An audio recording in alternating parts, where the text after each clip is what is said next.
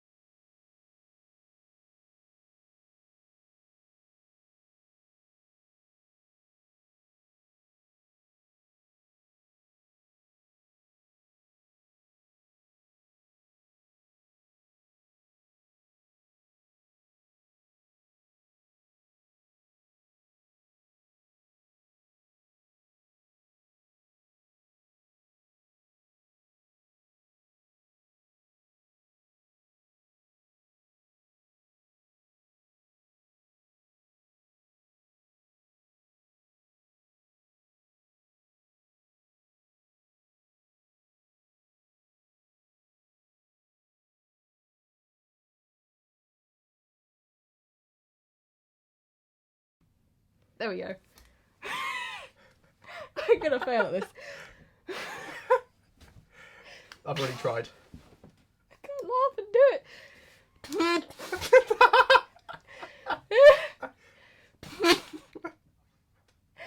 I lost it. It appears that Jasmine cannot kazoo.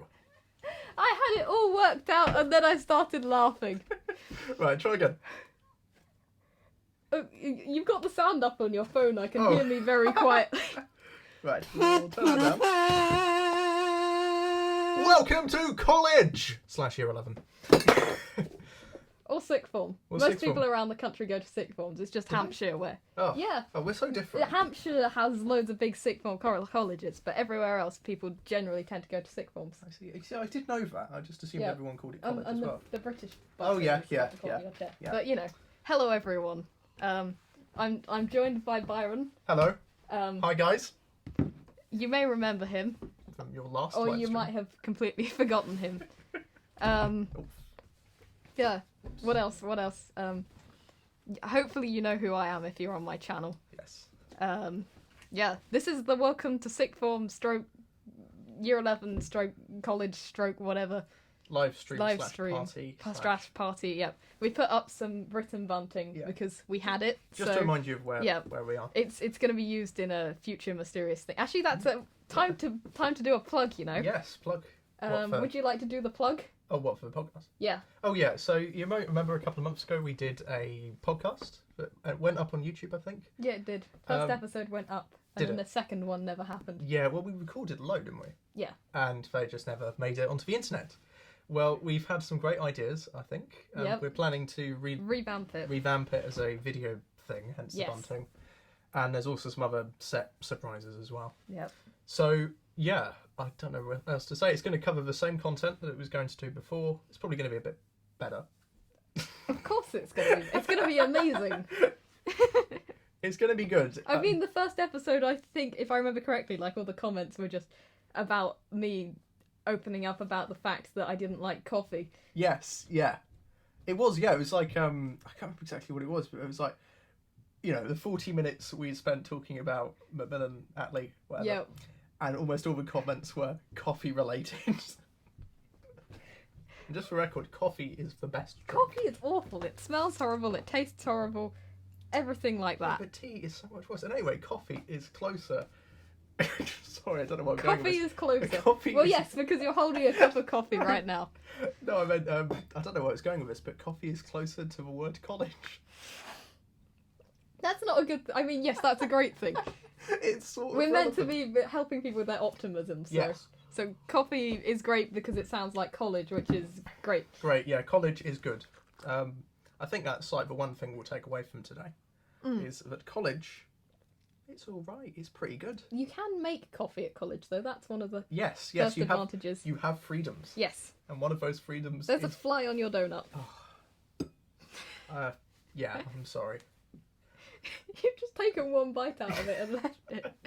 For reference, Jasmine gave me a donut about an hour ago. And Actually, it was my mum who was gave it you your a mum? donut. Sorry. Yeah. Apologies I mean, to... yeah, I gave you a donut. Yeah. Whoever. And I'm very And slowly... it wasn't about an hour ago because I didn't get back that recently. No, I should know. I tweeted about it. Let's see. He beat me to my own beat me to my own house to my own live stream, Yes. Oh yeah, I've just noticed in the chat, someone asked if I was the guy that did the podcast with you. Yes, that's me. Hello. Hopefully the little character you see on the podcast looks similar enough Yeah, to you well- that you can work it out. The last live stream I was on, I was shaved. That's... Oh, Yeah. yeah. So it was... No one would have known who I was. Exactly. You can't tell the difference. The poorly maintained goatee is part of my character. I think you should have like a big eccentric, just kind of, twirly moustache. Yes. Yes. Well, next it's a next 19th time. century type Yep. moustache. Oh yeah. I don't know. I don't think Alexi could be here, but you had a Oh. message for Alexi. I did a couple So, months ago. I- Actually... I can tell him. Yes. I can't remember exactly what it was, though. Is this the...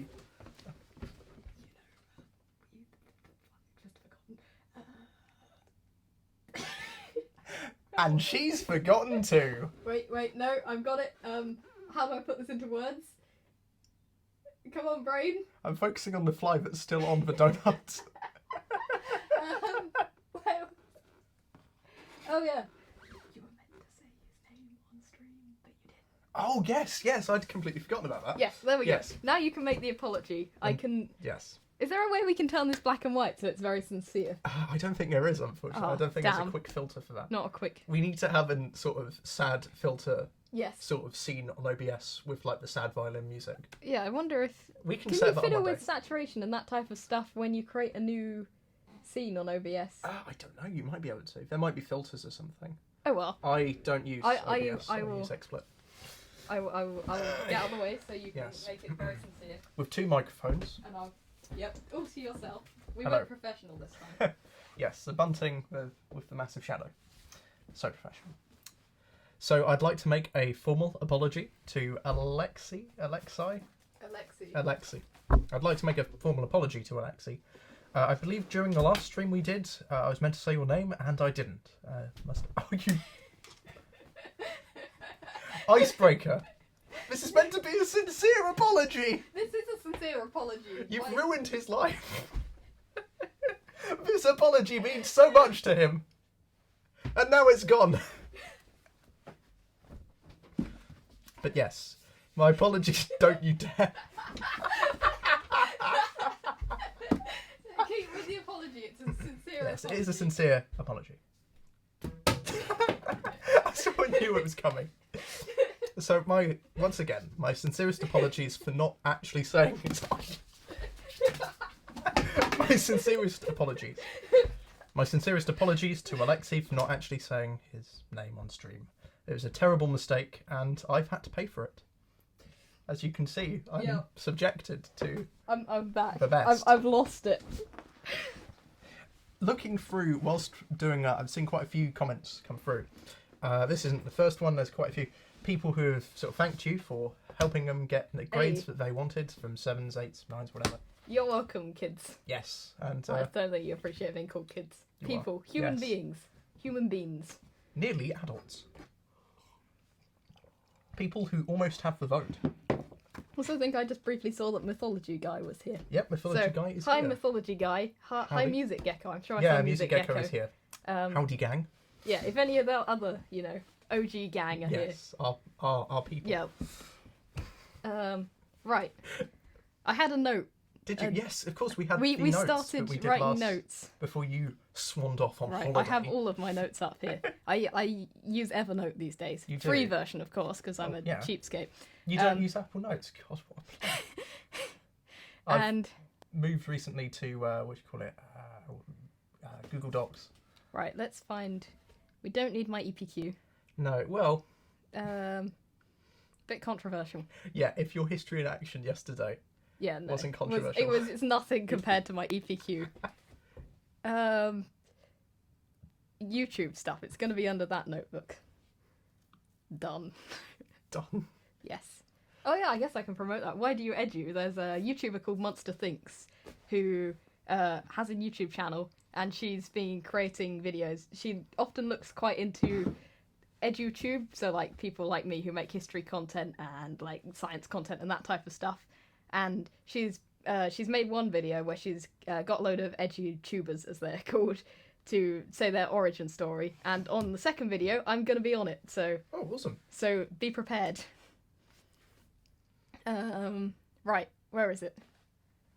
I have a How to Year 11 note, and somewhere... Some of your later future videos. Where is it? Where is it gone? Video Just saw schedule. one of the best notes. Yeah. Shush. Don't worry, I wasn't. Where has this note gone? Where is it? Oh, there it is. I literally just went past it. Right, okay. Introductions to everything. Yes. That's the first thing it says. So, who are you and why do you exist? I guess we could talk about sixth form for us to start with. Yes. We both went to the same sixth form. Mm-hmm. That's how we met each other. Yes. It's the sixth form attached to the secondary school that we both went to, which is actually unusual for the area we live in. So yeah. in the county of Hampshire, everyone goes to like big sixth forms that have like 3,000 people in, which I believe is the opposite way round in the rest of the country. Yeah, most people just stay on at their comp or whatever. Yeah. Which is something I did know but forgot earlier. I'm just that good. Yeah, great. So, we went to a very, very small sixth form compared to, I think, everyone else we know. Is it like 110 people or something in the sixth form? Yeah, that sounds about right. It's got bigger since you've gone there. When I started, it was under 100 people. Whoa. Yeah, so it grew pretty... I think there was a time where one year group was bigger than the rest of the college combined or whatever. I say that. I think that's true. Like, it's grown quite a lot because after, Wait, actually, if you consider the size of a year group in the school... Yes, it's still smaller than an individual it's like year group. half a year group. Yeah, and when it comes down to it, in terms of sort of people that are there on a day-to-day basis, you're looking at, like, 2 digits max. Like, the busiest class they do has about 10, 15 people in. Yeah. Which would be like a selling point at any other yeah, and you get there has even been known to be classes where there's literally one person in the class. There have been several occasions where I've had classes which don't have many people, like 2 or 3 people are in or whatever, and I've turned up. Even classes with 6 people, and I've turned up and been the only person to turn up. Well, it's great for us because I mean we like our teachers, so it's great to get some good old one-to-one feedback. It's a very different experience to, I think, what I think majority of people, or even on this stream, will probably understand or experience. Because also, I think there's the other thing is there's quite a relaxed set of rules that I don't think necessarily you get at other places. Yeah.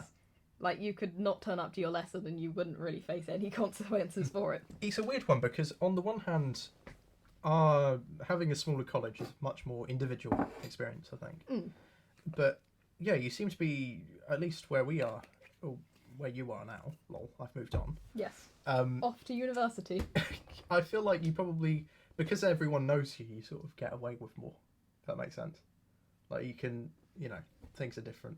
Like, it's not so much, you're not pigeonholed in the same way. 1 second, I'm going to move this down. Oh yeah, you can actually see. So you can, I feel like I'm drifting off the corner of the screen. Yeah. There we go. I'm we being go. thrown off your live stream and closer to the microphone, I'll have you know. Oh no! Right. Now the microphone's in the way of your face. Oh, I don't mind. It's like, it looks like it's part of the hairdo. Yeah, great hairdo. Right, where were we?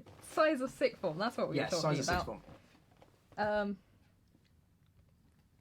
Yeah, I guess also the one thing we have a smaller sixth form is that sometimes, like socially, that you can find some kind of problems because there aren't that many people necessarily Yeah. who are similar to you, and also some of the, I guess actually certain colleges attract certain types. I've just kicked something on the ground. Yeah. Certain types of people. Mm. So. Well, I won officially. Yep. When I started, it isn't anymore. Haha. Used to be a what was the term for it? Something arts. Performing Liberal arts. Performing arts. That's it. Yep. And it's not anymore. All of the statuses got revoked. It was outstanding. It's like the rise and fall Went of like. down. It was when I was in year 7 it Yeah. lost its outstanding status, so I believe it's all my fault. Yeah. Because also my primary school then Oh, I have. became outstanding after I left. You see, it's usually when I sort of like final year, everything goes down the pan whenever I'm at a college. So big up my future uni. Oh, no. It's gonna drop out the Russell Group now. Nah, just kidding. It's a founding member. So yes, Oof. cheeky bit of snobbery. That was a joke, by the way. I'm not, you know. an Yeah, he elitist. really has a very big head. Yeah, Whereas I don't. So I'm full ego. right. Anyway, Yeah, you were going back to say to- something back to college. useful. So when I started college, most of the people that were going to that college were there for the performing arts status. When it lost that, they actually I think more people ended up going, but the type of people changed rapidly. Like we went from I think most people in my year. Water on myself. For shame. I always do that. Most people in my classes did like music or drama or, you know, like sort of serious sort of production, performing arts type stuff. Your classes are mostly all like there's a lot of business students Yes. and a lot of film I students. swear, like I say that as- 3/4 of the people have business as one of their.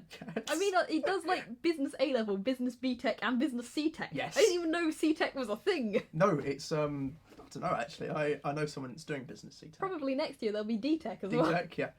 It's actually C-Tech sounds slightly more useful than B-Tech. Mm. Looking through the curricula, I've got Yeah. Natalie does it, and yeah, it's not bad. I just wouldn't do it myself. But I actually did business A level, so you know what can I say? Don't admit that. Oh no, I've got one worse. I did film. That's alright, I did proper subjects too. So, I feel sorry for the people in the chat who are. I mean, I take music B Tech, so. oh, it's fine. There's nothing, I just want to clarify that there is actually nothing wrong with taking BTECs or whatever. Don't let anyone tell you not to or whatever. It's, you know, I'm just bantering out, you know. Reminds me, I got one. Well, Actually, this it's time last year, I was talking to someone about my A level options, and I said that one of the things I was going to do was music B Tech, and they were like, "Oh, Jasmine, you can do better than that." I was like, Oh yeah, but Oh my teachers do have God. some interesting opinions on some of the subjects they teach. "Yeah, That's just an across the board thing, right? yes, I should clarify a lot of these things are more just, we're not, I mean, when I'm talking about this, I'm talking more across the board, not just our college. yeah, I know people. yes." What else have we got here? So yeah, Big intro college to versus- subjects. Intro to subjects. Oh yeah, talk about our subjects and I- stuff. Obviously, we don't know about the subjects that we don't take. Yes. So for reference, what do you actually take? I take. Let's see if I can remember. Yes. Okay. Tell me what I take. So I think this is just a hunch, everyone. I'm not sure. Just a hunch. I mean, you turned up to some of my lessons. I have turned which up is a thing you can do in a small sixth form. Yeah, we all You know just each get other. random extra people in your lessons. Oh yeah, it's like being able to turn up to. I've turned up to pretty much every lesson on the curriculum for fun. Yeah. God, that makes me sound so square. Yes, I turn up to every single I know. lesson. No, I think we even had people who weren't like former students come Yes, back and yes. join in lessons Yeah, just you for the did. hell of it. Yeah, you have people from my year. Yeah. I should clarify, I'm 2 years older than Yes. this long time Yep, ago. you're one of the people who repeated a year. Yeah, I did repeat a year as well. which we will talk more about later, I think, because I've got some hot takes on that. Oh. And yeah. So you did, I think, I'm just throwing this out here, history. Wow. Yeah. I'm shocked by that. I know. It'd be so funny if you actually didn't. That would be good. Maybe I've been lying. I didn't even do a history GCSE. What if you're still doing GCSE history? Yes. So I mean, I practically still am. Yeah, I was going to say. I'm still revising for my GCSE history, even if I've already taken it. Right, so what do? I do history. Yes, history, I'm going to say, I think it's geography, isn't it? Yep. I spend, well, when I used to be at your college. Back in the olden days. I used to spend a lot of time down here with you, the art. Yep. The art world. The art hole. The art hole. The hovel. Made it my own. I had a nice dinosaur wall. Yes. Yep. Please bring that back. It's still up there, Good. presuming the cleaners haven't taken it down over the summer. They've just added to it. Yeah, I'd like to think that... Actually, there was one occasion... So basically the idea with the Dino Wall was, like, in the art rooms, because there's so few people, you get your own desk. And so I always hang out at my art desk because, you know, my own little bit of space. And you get to stick stuff on the wall next to your desk. And so, I mean, it stemmed from a conversation in an art lesson with one of the other students and a teacher, who was like a student teacher. And the student teacher suggested that, you know, when you ask someone to draw a dinosaur, people all come up with different types of things, and they all have their own little dinosaur in their head that is the thing that they think of. So I was like, all right, you draw a dinosaur, we're going to get a dino wall going. So I think I have about 20 of them. Yeah, there's a lot. Stuck on the wall. You got and recently, what was it? They had a like transfer type, welcome to sixth form type day for the next people going to our sixth form. And obviously they did an art taster subject thing. And so we weren't at college that day because they were like, well, we're letting all these new year 11s in. And so I came back, and I think there were 3 new contributions to my wall that had just appeared. In fact, one of them was called Dino Sewer and had a big... Oh, I'm going to respond to a couple of comments. Yes, go okay, for it. cool. So I just noticed someone in the comments, I don't know if they necessarily want to be named, so I'll just leave it. So you said they did business at GCSE, and it sucked. Completely agree with you. I did economics at GCSE, which is... There's no real difference with WJAC. It's like the same sort of stuff. And AS and GCSE, at least when I did business, basically exactly the same. So I skipped AS. Yep. So, which is something you can do. We'll get to that later. And the other thing, someone mentioned about not doing psychology instead. I will mention now that if you're looking to do like psychology or something like that at say degree level, it's not worth taking a level in psychology or whatever. It's a popular subject. It is a popular subject, and I've sat in a fair amount of the lessons. And as someone who's actually going to study psychology, as an undergrad, oh god, I'll be able to say that soon. Oh yeah. That's exciting. I'll be able to say as a student. So. One thing I repeatedly got told by pretty much everyone, every open day or whatever I went to, is that they like facilitating subjects. So this brings us back to talking about what subjects to take. Things like English literature, history, geography. Fly is annoying. A language, I think. Yes, languages, I think. Those are They definitely like them at GCSE. Yeah. Those are all good things to do. Oh, and mathematics and your sciences. Those are all good ideas to do, and if you can do an A-level in English or history, those are the 2 I'd personally pick. I know you hate English. Yes. English is terrible. Well... I'm sorry to everyone who likes English. I think it's great. I think it's fantastic. Go do both English lit and history. But you should also choose subjects that you think you'll find interesting as well.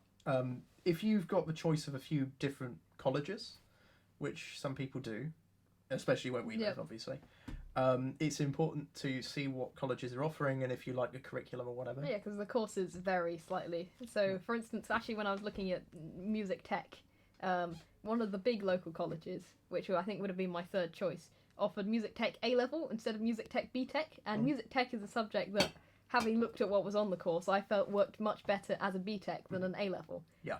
Well, it's very practical heavy. Yeah, exactly. So it just seemed a bit weird that you would be taking an exam and like writing about plugging cables in rather than actually plugging the cables in and what have you. So I'm just imagining out like a 20 marker on how to set On up. XLR leads. Yeah, basically what we did to set this stream up. Yep, we have a nice setup going. You can't Yeah. see this. Yeah, Oh. 2 shotgun microphones which are picking up the sound over You know, here. the microphones that I have but don't use for my videos because I'm too lazy. No, we should use them for mine, obviously. Yeah. Yeah, when I go pro. Yep, and also this should be included as part of the setup. Yes. Oh yeah, to plug myself, because, you know, I'm sure your Yep. audience will love that. I have a YouTube channel as well. Yes, yeah, go subscribe. It's imaginatively named Byron Lewis. Byron Lewis, indeed. There's a link on the side of my channel as well that you Yes, can I go think to. there's a link. I call him a nerd on the side of my channel. I call you, was it Friends? Friends. Oof. I think yeah.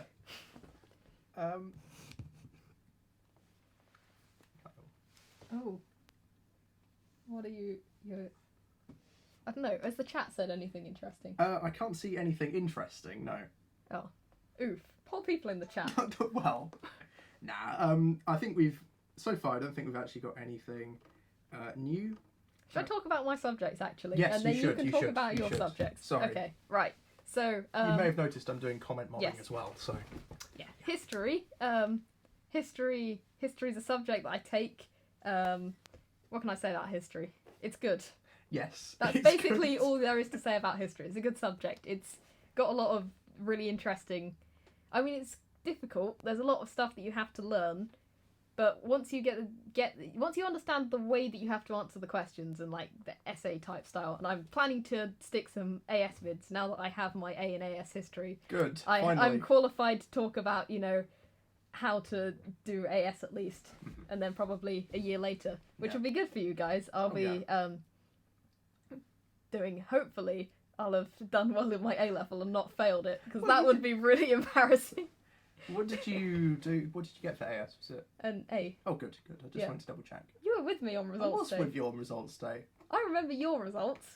Oh, yeah, they were so. Actually, they were really good. I don't want to brag though. But- Sorry, history. Yeah, right. Anyway, so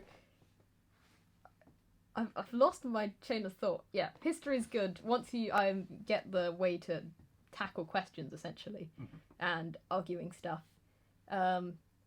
It gets a lot easier. You just have to be able to work out how to get all that information into a question and actually realise that you don't necessarily need all of that information, because the textbooks are very fat and there's a hell of a lot of different bits of spend information in the textbooks, but you actually don't need to remember all of it. No, so my strategy with AS history was to learn dates but not any other facts, so I wouldn't learn things like percentages and it's like, oh, industry grew by this or whatever. I think you've actually got one of your. Ow!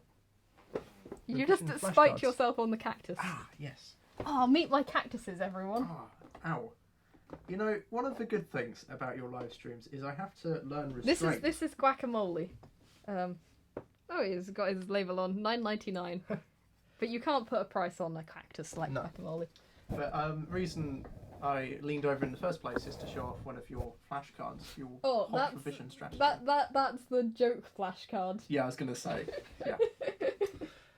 Well, it's got a good answer. I'm trying to think of something that did happen in '68 that's relevant to AS Modern Britain. Yeah. Also, that's one of my less stylized flashcards because I like to waste time making them look pretty, even though I know it doesn't help.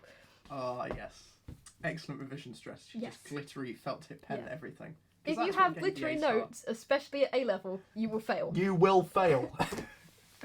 There is no point in doing it. You're revising the wrong way. It's like wasting time. It is like wasting time. You could be like sat in the art rooms drawing more dinosaurs. Yeah. It's like, you know, your what do you call it? You play piano, don't you? Yes. Now, did you have to sort of do a set amount of practice every day or whatever? Well, they tried to make me do a set amount of practice. Same. To me, it's like when you're given a set, like to me, it's sort of like almost deliberately play. It's sort of, I don't know how to describe it, but almost playing it wrong just to use up the time that you're forced to spend practicing. I can't really think of that as a terrible metaphor. No, I always used to play it really, like play it as fast as I physically could. Yes. Even though actually, because you're like, oh, I can get to the end of the song then. But actually, if you played it slower, A, you'd learn more. Yeah. And B, it would take longer. Yes. Felt tip, sort of glittery felt tip pen writing revision strategy. Okay. Yes. Now, someone has asked in the chat, George, what 2 subjects are in your history A-level? I do. Modern Britain. Mm-hmm. You can see where this is going with the podcast. Yeah. Guess what topic that's going to be on. And also Tsarist and Communist Russia. Mm-hmm. Should I have the textbooks down here somewhere? Do you, the big You lemon? want to see? Oh, have you We've got... actually swapped textbook Oh, recently. yes. Yes, you said. Because We did the same history course. Yeah. Oh, there it is. It's the one on the top of the pile. So this is the Modern Britain textbook that I use. It's got your boy Margaret Thatcher on the front. So I hope you were going to say, like, the wrong name. I normally get the textbooks and tell people that these are, and the guy on the other one, I'm like, these are my idols. Your Old and New Testament. Yeah, I think they fit really well together. Their theories of politics are... It's like Much direct the same. opposites. All the stuff I threw at you is all on the floor now. Oh, is it? Sorry, just noticed in the comments, your boy Maggie Thatch. And this is your other book. No, your girl, Lenin. So, yeah, I normally tell people that these are my idols. Yeah. I hope I don't have to clarify that I'm not being serious. You strike me as a neoliberal. Yes. And this is the Tsarist and Communist Russia textbook that we used to use. And we're changing over to, if you spot... Oh, yeah, yeah, here. different publishers. Yeah, different publishers. So this one is a Hodder textbook. Mhm. And this one is an Oxford textbook. There we go. They used to use I'm pretty sure they switched from one to the other before I started it. It looks like they're switching Oh. back. Because they did have a copy of the other textbook anyway. Yeah, and it's weird. Yeah.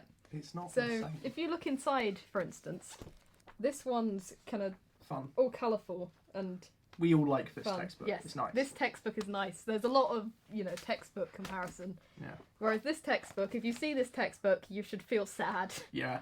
Like, the topic's interesting, but, I mean... It's the bizarre. more interesting topic, yeah, but it's But just so dull. Look at how dull the inside of that textbook is. It's almost like, and forgive me for giving you ideas, that needs to be adapted into a certain web YouTube series that may or may not exist.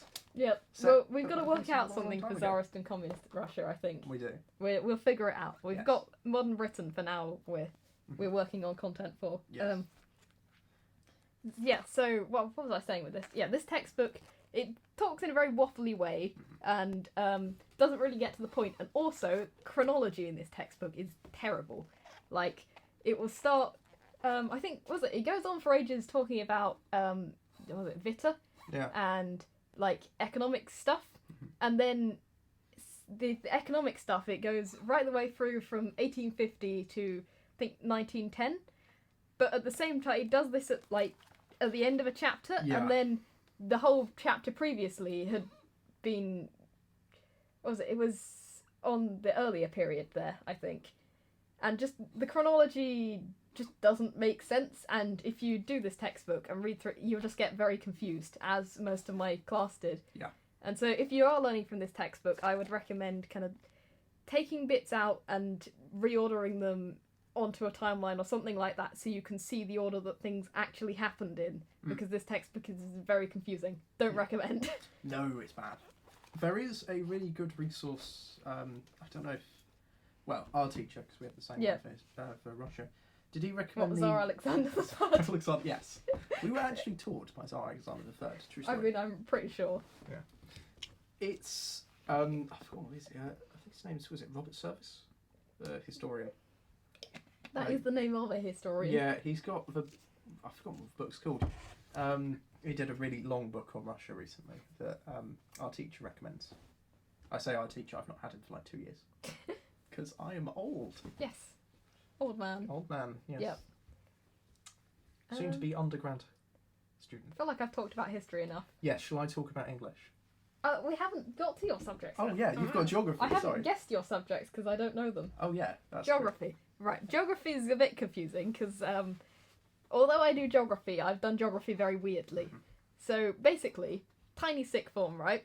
When I came in year 12, I was like, I want to do geography, history, art, music, tech, And they were like, cool, you can do that.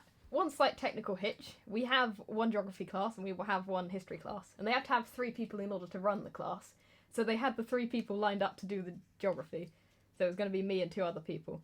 And then they also had the history class. But they realised that with the way they timetable it, they'd do it in certain blocks. And geography and history lessons for year 12 always happened at exactly the same time. It was like, I can't go to both of these lessons. So eventually we came to we figured out a plan, which was essentially that I was going to do year 13 geography this year, and then next year, or what now is this year, I will do year 12. So essentially I'm doing the course backwards. Year 13, then year 12 content. So that's the reason why I didn't do an AS in geography, was because I've learnt all the year 13 content this year and not the year 12 content. Also worked out slightly strangely because it got to A-levels and suddenly my class left and I was having basically personal lessons with my geography teacher. And he couldn't make half of them. Oh yeah, of course. So it'd be like once a month you just kind of meet up and hang around in a classroom and talk geography. The fly's back on your donut again. Oh no, we need a second camera to monitor the fly. Fly's eating more of the donut than you are. Yeah, because it's a fly's property now. Yeah. Sorry. Yeah, so I guess I don't know so much about AS geography. I mean, I know people who take AS geography, so that class ended up being 2 people.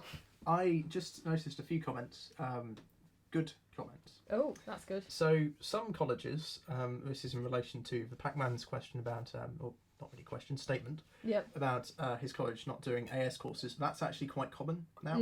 A lot of colleges don't do AS because there's no real point to it. We're kind of rare in the sense that our college does do AS. The way AS used to work is it used to be what's called modular. So for points that you'd be awarded or whatever in the AS one would affect your A-level grade. That doesn't happen anymore.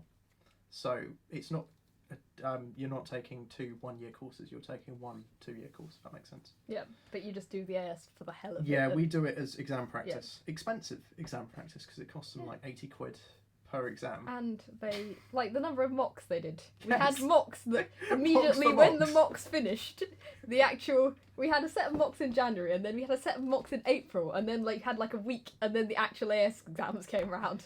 I remember when I started, it wasn't quite as mock heavy. And Oh. I remember What, you didn't mean they had a mock every other week? No. No. We had one every other month. Hey. But my teacher, my English teacher at the time, said to me, described our January mocks as a mock of a mock for AS. And I think that's a fairly healthy mindset. Yep. Do not beat yourself up over AS. Yes. They It's don't not really worth it. matter. No. Yep. I realise we've lost a fair amount of our international audience by talking about ASs. Eh. It's like half an A-level.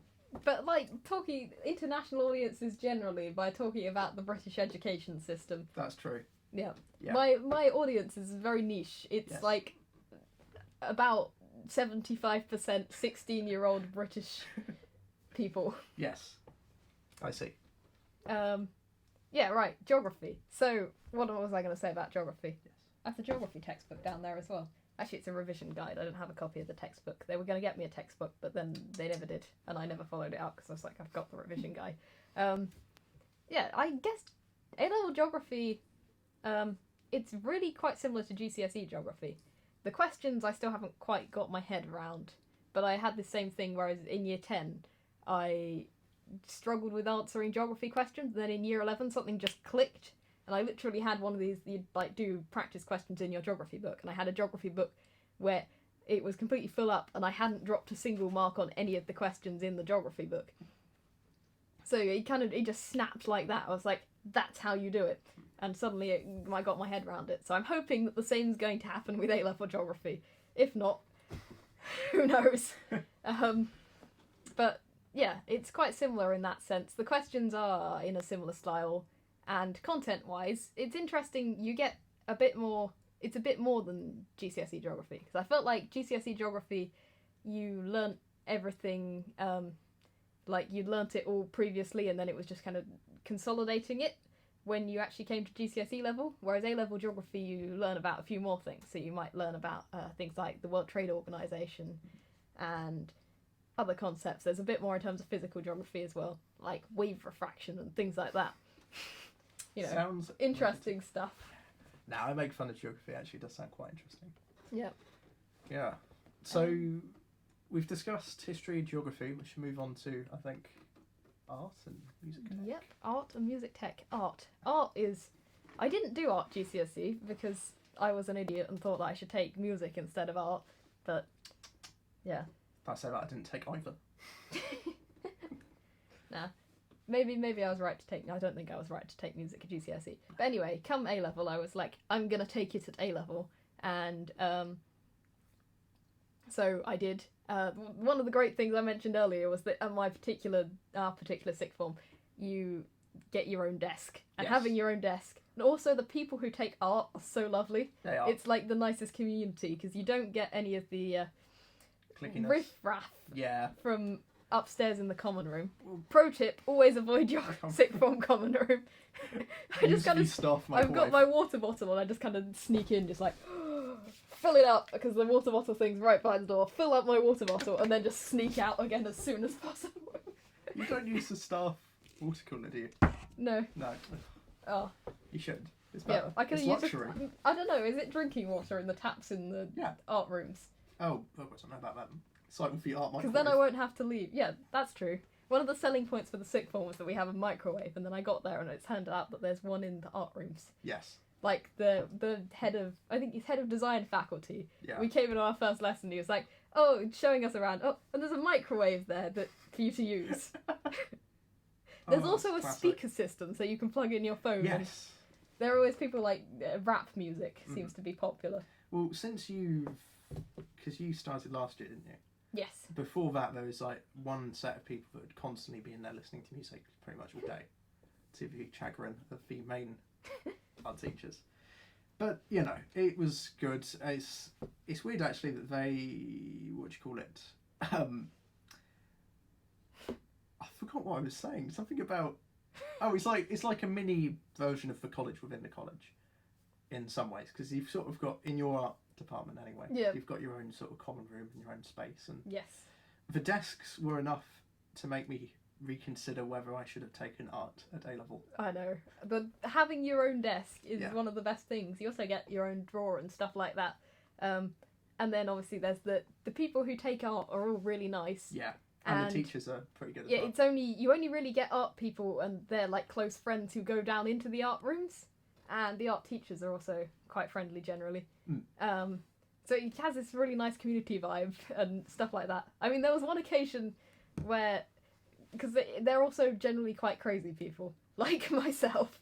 You have to be a bit eccentric Yeah. to draw. We were doing the cha-cha slide in the art room, you know, as you do. And because there's one art teacher who's notoriously always late, like up to 45 minutes late, which is very late considering that lessons are an hour long. So sometimes you just kind of assume that he's not going to come. So we were doing the cha-cha slide, and then he finally turned up and was just like, what's going on? I think we were like, you know, the one about clapping. And there was another occasion that we were doing yoga. There was some yoga pose that we were trying to do. And I think because I've mentioned Owen. Yeah. Yeah. When he used to do art. Yes. I remember me, him and some of his other art friends. I think he tried to bring up some like dance lesson on the board and he was trying to learn how to do it. And and a teacher walked in. And I'm assuming it's the same one we're both thinking of if he's constantly late. Yeah. Yeah. Yep. My favourite story of that is once upon a time. God, it sounds like I'm one-upping you, but I'm really not. Oh, one-upping. Cool. Right, this is back. Your lessons got at our college got longer a couple of years ago, but originally they were only 45, 50 minutes or 50 whatever. minutes. 50 minutes. So once upon a time, he came an hour late. Like it was break time, and he turned up. But that's just him. He's on his own time zone. Yes. He is a ledge. Well, they have changed time zones in our particular place. Like, when I first started because the times obviously have to be same at the secondary school and at the sixth form, because otherwise it wouldn't work for the teachers who have to move between both. Yeah. Like, when I first started, we finished at 2:45. and now we finish at 3 o'clock. Oh, It's outrageous. But also, like, we've wrong. moved from a 1-week timetable to a 2-week Oh, that still timetable, and makes the no length of the sense. lessons have changed. And then Oh. there was that one day Oi. previously where we had extended tutor time, where just all of the timings were just different. Like, the first 4 periods were 45 minutes instead of 50. And they moved that from a Wednesday to a Friday, and just every year the timetables change. I don't know what they're going to do this year. Oh, I don't know, maybe they'll just give up and just get people to guess. Anarchy? Anarchy. Yeah. That sounds good to me. Anarchy timetable. Let's make it happen. World's first anarchist college. It's like the Catalonia of colleges. Right. Sorry. I am derailing you. Yes. Right. Art. So art. Oh yeah. Art, the actual subject. Art, the kind of community. Excellent. Art, the subject. It's got a bit of the workload. It goes from being like completely everything's like all full steam ahead, constantly having to do art and coursework, and then you'll go through a period where suddenly it's like, oh, I don't have much to do, and then suddenly you realise that you're completely behind again. And it always seems to be in this constant state of I'm really ahead in art or I'm really behind in art, and there's never this I'm just doing art. And the other thing with art is you've got this, you can't force it in the way that you can other subjects. Like, you have to be in the right frame of mind, doing the right kind of thing. Oh, and one other thing to note, taking art, which is something I didn't know before I took it. It's basically impossible to get an A star in art. It's one of the, you literally have to be able to draw, Really? like, photographically. Wow. Like, you know Cameron? Yes. Yeah, who's like really amazing at art.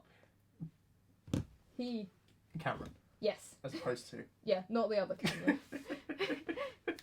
he only got an A, and if you consider how No amazing way, his really? art is, he got an, yeah, I'm okay. You I'm literally- genuinely quite shocked. I know, Wow. like, He, unfortunately, we can't really show you any of his work. yeah, Brilliant. yes, yeah. I've just noticed talking about art on a history channel. Wait, that's illegal.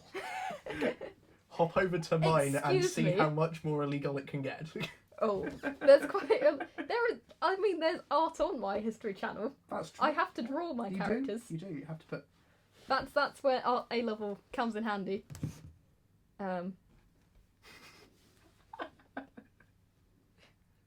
Yes.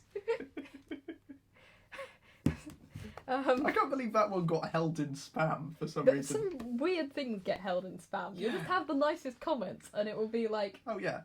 held in spam. Yeah. Sorry Um, about that, Magnagen. That is a good comment. It's yeah. So I was trying to think of what to say. Something good. Something good. Something good. Oh, someone's posted. I love your little drawings. Oh, Thank you, Victoria. person. I don't know why I'm saying thank you. I didn't draw them. This is your You work. take credit. Just pick up my sketchbook down there and be like, I did this. God, if I took over your channel's artwork, it would just plummet. You've seen me draw. It's not good. I might as well have done that thumbnail. Oh no, I did that thumbnail. I love to do really, really terrible drawings. Be like A-level art. Yeah, right. I feel like I've covered art reasonably well. What's the other one? Music tech. Yeah. Music That's a tech BTEC is as well, so I a feel like BTEC, that's probably yeah. a good idea to talk about. Maybe we can talk about BTECs. We'll do the A-levels first, if we Cool, do your cool. subjects. Yeah, I'll sure. guess your subjects. Yes. Right, no idea. What did Byron do? I did 4 subjects over Yes. 3 years, You've already said 2 of them. but that was a long time ago, and people have. People have forgotten. Yeah, Business A-level, correct. film, Sadly correct. English. Actually, you said 3 of them. Correct. And history. All 4. You Congratulations. said all 4. Actually, you had already said all 4 of them. Wish. What was I going to say? With that kind of skill, you could be on a mastermind about me. Yes, Did you ever watch Mastermind as a kid? I've seen it. Cool. Your specialist Someone subject. picked their specialist subject as Crowded House once, and No. I was just. Well, I I see. watched it specially because I knew that. I see. FYI, Crowded House are my favourite band. I've got a good joke that I'll have to say for about, I don't know, half an hour or so. Because until we get on to third years. Okay. Same Right. title that you'll appreciate. Yep. So, I did business, English lit, history, and film. And off the bat, I can recommend 3 out of the 4. One of them I really want to do a video on because it's funny. It's some really good stuff, but I can't really go into any specific detail about Which now. subject? Film. Film. Yeah, that is the BANT subject. So when I started college, I originally took, English, history, film, and I think maths as well, but that didn't stay for long. Of them, I can recommend English and history, and in some ways I can sort of recommend film as well, but we'll get to that in a sec. English and history, as I said earlier, are what we call facilitating subjects, so they are sort of subjects that colleges and unis, I say colleges, subjects that unis look for, essentially. They show that you are good at writing. There's lots of essays. It's always useful to be good at writing. Yes. But you don't have to be good at talking, luckily, which saves me and my useful. That's what the EPQ is for, which we might get to later on. Who knows? We'll see. As someone who almost did it and is doing it.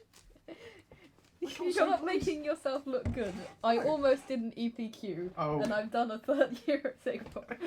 This part I should say A star AAB. Thanks. The rate things are going, I might about to have to do a 3rd year at sixth form because they put our timetables up and geography hasn't been included. But it was like that last year. I'm going to have to go around to the head of sixth form and be like, put geography on my timetable. Well, it's because you're doing it in a weird way, yes. I think. Yeah. So, first of all, English literature is, you'll disagree with me here, the best subject. I'm sorry. Oh no, I've said that on a history live stream. Get off. No, I've got so the much thing is, to I'm give. lighter than you, so I just pushed myself away. So, okay. Right, history is a great subject. It is especially useful. I would take both if you are thinking of doing history, because the thing is English literature, even if you think books are boring or whatever, or you hate reading, it teaches you a lot of important essay writing skills, and that will go and complement some of the things in history A level as well.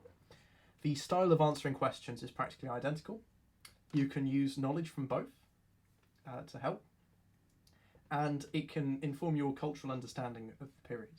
So, as an example of this, one of the set texts that we did at A-level English, I was able to reference in my Modern Britain paper, Rebecca, which is the best book. Big up Daphne du Maurier. Well, I have no idea. English literature jokes for English literature people. Do we count as people? No. English literature subhumans. Bit far. I'm one of them, it's okay. Now, English literature is a particularly good subject. It depends obviously on what your teacher sets for the course, or what the exam board sets as set texts. Sometimes you'll get really lucky and you'll do great books, like I was particularly lucky because Rebecca is already one of my favourite books. Sometimes you'll have to do boring stuff. Like English literature. You what? I walked right into that one. You always walk into it. I'm the clumsiest person alive, it's true. Yep. So, if you get really lucky, you can have text you enjoy. Even if you don't have text that you find interesting, though, it will teach you important essay writing skills and arguably a bit of patience as well. Because if you actually genuinely hate the book, which a lot of people did, you still have to study it. And that's going to be something you need for later in life, I think. Being able to tolerate things that aren't particularly your cup of tea.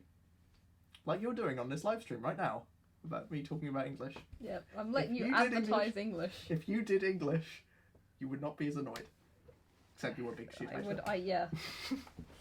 English, ugh. So, yeah, I can recommend and vouch for English. I can also recommend history as well. Like, as much as I say English is my favourite subject... You only say that because you did better in English. Yeah, I did. And it's more recent as well. Like, I've not done history for... A year. A long time now. I enjoyed it a lot, and our history teacher was particularly, or teachers even, excellent. What was that noise? That was... Oh, your phone. Yeah. My phone is running out of battery, which means, oh no, the chat will descend into anarchy, oh dear. Well, you can always, get it up on that other laptop that we're not using. That's true. That is true. I might do that in a sec. So if you see me, rather than looking down here somewhere, if you see me looking over there, that's why. Actually, we'll both be able to see it from there as well. That's true. And you can, I don't know, jump in if I miss something important. Yep. Hell yeah. So, I was saying something about history. It's good. Oh, you were complimenting the teachers. Oh yes. So we are very lucky in having small classes, obviously. Yeah. And one of And people who don't turn up to the classes. Yes.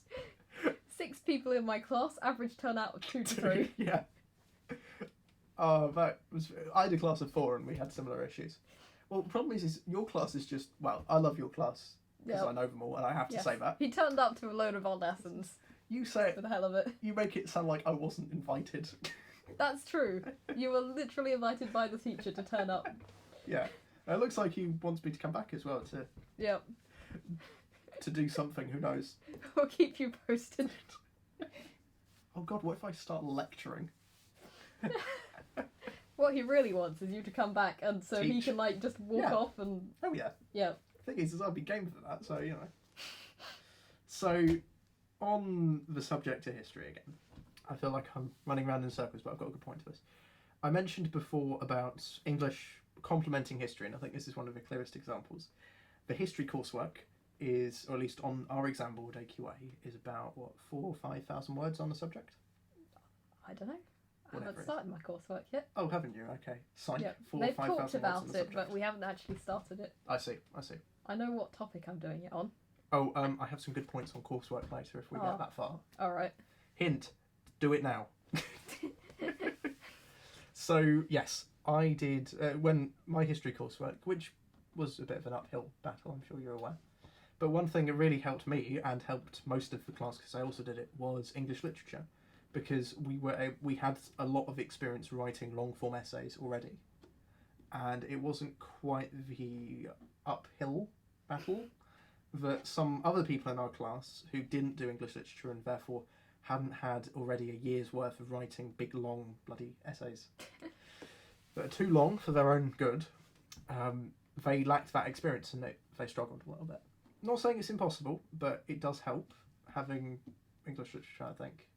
Oh, and also it broadens your sort of cultural understanding as well, but who cares about that? Culture. Ugh. We need historical understanding. Miss me with that stuff. Oh, right. Film and business. Film and business. I'll make these ones short because the yes. subjects aren't very difficult. That was, in my head, that was much funnier. But it completely failed. You're just the delivery was terrible. alienating half my audience. I am, lol. I respect people who take well. other subjects. I do as well. Because this is or at least I say I respect. Yeah, you're better at lying. Now, there is nothing... Don't let anyone tell you, especially some guy on the internet, tell you what you should do for the next 2 years. You have to be comfortable with that. You have to make an informed decision yourself. So now going back to disrespecting film. Yes. I don't know how to put this. I guess I'm a bit of a filmmaker. That's sort of my thing. You pretend to be a filmmaker. I do. I'm, jack of all trades, master of none, obviously. But one thing I do a lot is filmmaking, and I took film because I wanted to get better at film. Whilst you talk, I'm gonna go and add some more water to my bottle. Good. Now I can Don't really... say anything mean or rude whilst I'm gone. I'll save that to when you get back. That's true. It's so I can get out. Yeah, the flag's been lowered, guys. So, yes, we've... Let's move this down. There's all this empty space. What am I meant to do about that? So yeah, with film. I was going to say something. So yeah, with film, as I've now said about 50 times, it wasn't exactly what I was looking for. There was not a lot of practical stuff. I know that depends on where you do it. Like our college has actually got a lot better at that now. But a lot of it is just writing, and the thing that really disappointed me with that is English literature is a lot more in-depth. Film in comparison just lacks the detail and is very surface level analysis. I remember the teacher that I had at the time also taught GCSE English, and I remember that I'd actually been in one of their lessons before. And I realised that in that lesson that I was in, I felt that they were going into more depth analysis wise in that GCSE class than in the A-level one. And it just was not a good environment. And I think a lot of people there had the same sort of culture shock experience where they're expecting to basically just make films all day and then turned up and it was just write this boring essay that might as well, has no depth, no detail, That's just not very fun. However, I recommend that you look up at your own centre or college or whatever. Your experience may be very different. Mine is that's just how it was at my college. So yeah, I'd recommend double checking and making sure that you're, how do I put this? Making sure that you're happy with it, I guess. Okay, well, I've noticed in the comments, stop lecturing us about film, do history. Psych, I'm doing business. I'll make it quick though. Business, as much as I may have made fun of it earlier, was a legitimately interesting course, and I was quite good at it as well. I do actually recommend business. It's much better use of your time than film. I will say that it's important in your sort of subject catalogue to have a subject that you find more fun than necessarily useful. I think that's generally a good rule of thumb to have, because otherwise, if your timetable is just full of stuff that you think will be good as opposed to stuff that you actually like, you'll find it boring. You need something to sort of look forward to, if that makes sense. As much as I rip on film and business, they were legitimately fun times. I have good memories from it. And yes, I will keep quoting you. I think that's Jasmine joining us again. Guess who's back? The Dark Ages have ended. Jasmine is back.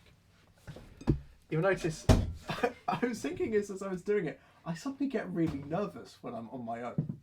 Oh. It's like... It's scary internet. It is scary, because I could say literally anything. You could. I don't know why I trust you. So, yeah. Things we can't really talk about, obviously, performing arts, A-levels, we have no actual experience of. Okay, what happened whilst I was gone? I just lectured everyone on film and business. Okay. I think I gave people some really garden path answers. Apologies. I'm just useless at talking.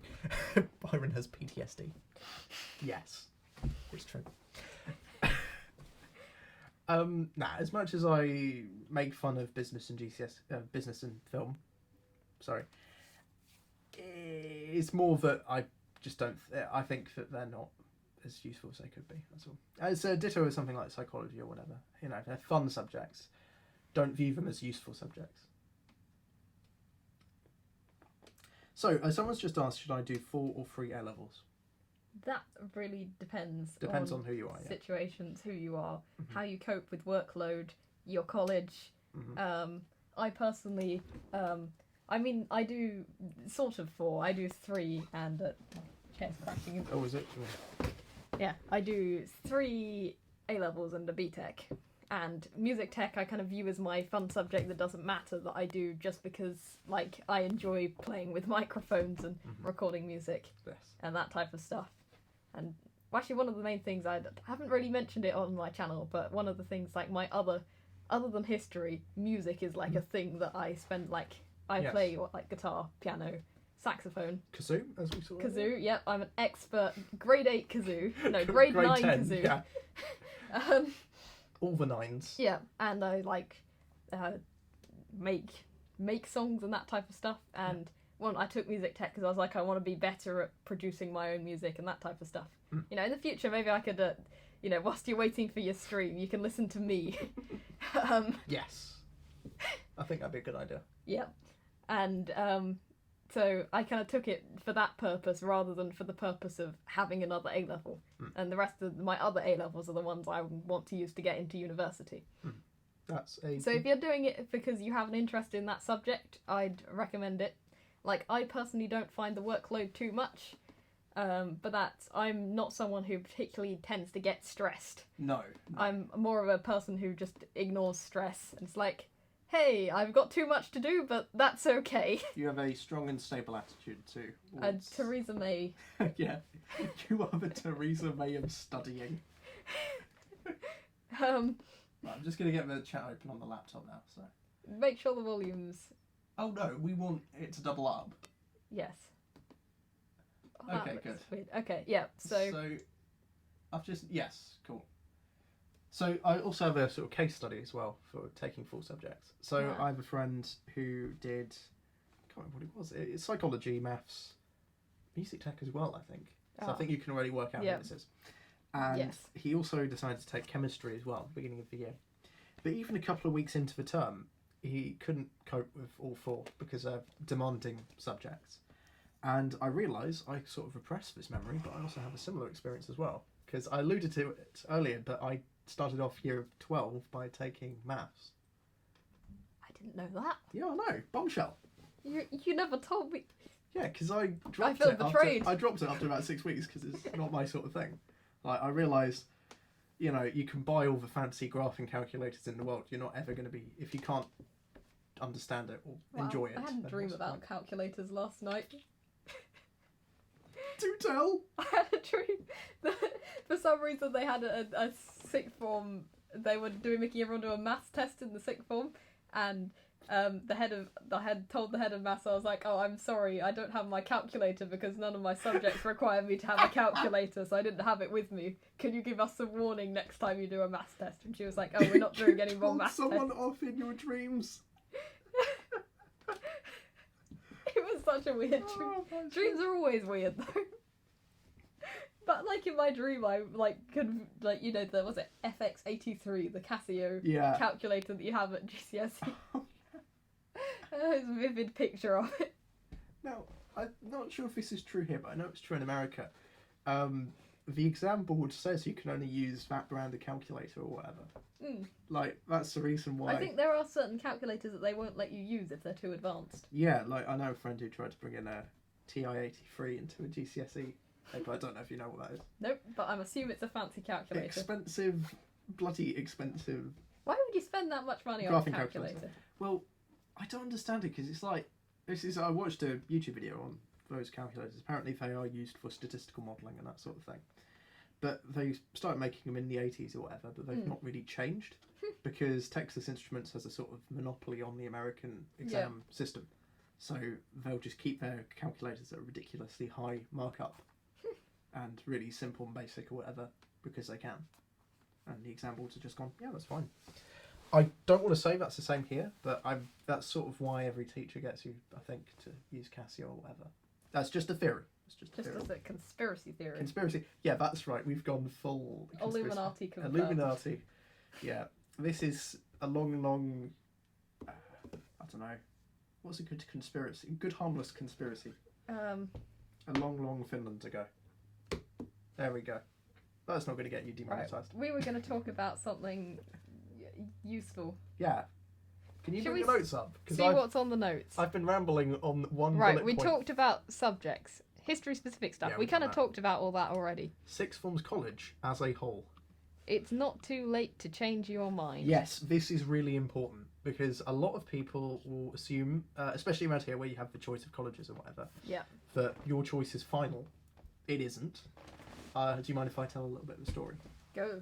Cool. Tell us the stories.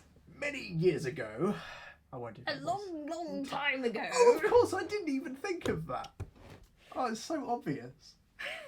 I mean, in fairness, I have the opportunity to start all of my videos like that, and I never do. It's always and then whatever time. Have you considered doing, like, if you hit, like, 10,000 subscribers, doing a parody of American Pie? I could do. Yeah. You know, when I get famous. Yeah. Well, you're not already famous? Yeah, I'm a celebrity. Yeah. You've not been recognised yet? I have been recognised on the internet. I mean, not to... Have I been... No, okay, it's a weird one. I've been recognised because I'm friends with someone that's a bit more... I mean, I get recognised around the school, if that counts. Yeah, I think that counts.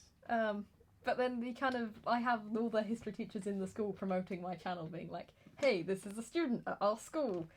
Go and check out their channel. I remember once I have a family member that's a local musician. Oh. Can't talk. Musician. And I was waiting at the train station in Winchester, I think.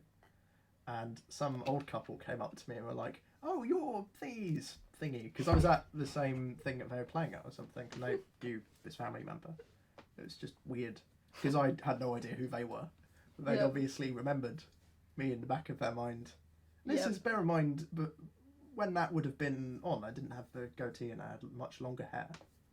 I've been completely unrecognisable. For the long hair days. Yeah, oh my god. We'll have to find a picture of that at some point. I love embarrassing and humiliating myself on your live streams so far. It's evident. Where in the UK are you from? We are from Well, should we give the county or the city? I've said the city on my channel before. Okay. England is my city. England, yes. The city of England. So, I think... Does anyone know their second names? I don't know. It's almost like your channel literally Yeah. has both names. Both of my on it. names. Yes. Though I'd encourage people not to, well, you know. Dig. Dig skeletons Yeah. in your closet are just... Yes. I can see one of them now. Sort of staring Yeah. at me. It's a bit creepy. Yeah. I haven't made my mind up about second names, whether or not No. I should be like, hi guys, this is my second name. I feel like I need to clear up the internet and make sure there's not too much Oh yeah, all about me that those... can be found. All those Though I do think you posts could on- probably work it out if you stalked me well enough. Oh yeah, yeah. But please don't do that. No, don't do that. Don't be... Don't be a creep. Pardon my French, but don't be a knob. I have to censor that. Spicy. I was going to say something worse, but you know. You're lucky. You're lucky, everyone. This is a children-safe, family-friendly YouTube environment. So, yes, with that in mind, I was going to say where we live, sort of. Yep. We're both in the Southampton area. Yes. Ish. Southampton, Yeah, we both... the greatest city in the world. It's a good city, No one famous ever comes out of Southampton. apart from Benny Hill, comedy legend. Some Music Gecko just wrote my first name backwards as my surname. Yes. Well done, Music Gecko. Yeah. That's definitely Yeah. my Lord name. Jasmine Enumsaj. Enensaj. Byron Norrib. Norrib, actually. That's got Yep. a good thing to it. No one famous ever comes out of Southampton, apart from Craig David. Craig David. Actually, we've got a couple of people. Stampy Longnose comes from Yeah, near Southampton, Fareham. Ali Law. Oh, and Dan TDM is from Fareham yes, as you well. said before. Yeah. Everything comes from. You wouldn't like considering Fareham Cultural hub. cultural hub of Minecraft YouTube. It's the only industry they have. Nah, it's alright. So, famous people for Southampton. Well, we've got, depending on how old you are, Benny Hill, comedian. Yep, that's a Who- fair point. We I'd don't forgotten really about think him. of a lot here, but is really popular abroad. Like you're especially. Oh, someone's from around Portsmouth. Oh, dang. Boo! Oh, you Southampton nationalists. Is that a thing? Like, do you get... What do you call it when it's like you've got, like, city pride in the same way that people... I don't know. I love all the jokes that people come up with. It's like, Oh, yeah, Portsmouth's a terrible place. Oh, I was in Portsmouth today. So. Were you? Oh, right. Yeah, it's not actually that bad. Obviously. There are bits that are bad, though. Yeah, like, but there's bits of Southampton that I wouldn't want to... Shush. Yeah. Southampton's the best. Yeah. There are bits of Southampton that I wouldn't want to go into. But there's bits of Portsmouth I wouldn't want to go into. There's bits of most places that you wouldn't want to go into. That's a good rule for life. Don't go to places you don't want to go to. Yes. Well, that sort of ties us back into the college debate, doesn't it? Because, like, what I was saying earlier, and the story I was about to tell you, is that I changed college right at the last minute. So I want to bring us back to probably, what, August 4 years ago now? Oh, yes. Long time ago. So it's... So just seeing a good comment. From my view in Holland, England is a bit where you don't want to go. Yes. Music Gecko. Oh, I see a tick. A tick. A tick. A person with a tick. Fire of Learning. That's a channel. Ah, right. Okay, cool. Yep, I a assumed verified so. channel. The Excellent. Hello Fire of Learning. Hello, verified channel. Is it Justin, I think, Fire of Learning was I the see. name. If I remember correctly. It's part of the history YouTubers Ah, I see. Yes. community. The circle. The circle. The in-group. God, I make it sound so sinister. It's amazing how, through the beauty of the English language, you can make anything nice sound just sort of scary. Yep. What was this productive thing that you had a story, that's what it was. Yes. So, We get off topic very quickly. oh yeah, but you should see us out of stream. It's like... Yeah. Yes. So, many years ago now. A long time There we ago. go. I missed it again. So, I had... this was like year 10, year 11. Oh yeah, by the way, welcome to year 11. I had a college that I really wanted to go to. I had pigeonholed it really early on. I'd been to all their open days. I loved it. I fell in love with the place. I think it's fair. I think a lot of people do with that same particular Oh, college. It has a lot of prestige around it. It has. Well, it doesn't anymore. Lol. Well, yeah. But, well, people still view it in that light. They do, don't they? It's weird. It's People would literally travel to a different local city. Yeah. The one we haven't mentioned yet. Yes. and Oh no, I did earlier. Did you? Yeah. So I was at that train station. Oh, I don't remember that. Ugh. Oh, wanted to say keep up the good work. Thanks, Fire of Learning. You too. Oh, that's where I put my thumbs This up. is your channel. Yes.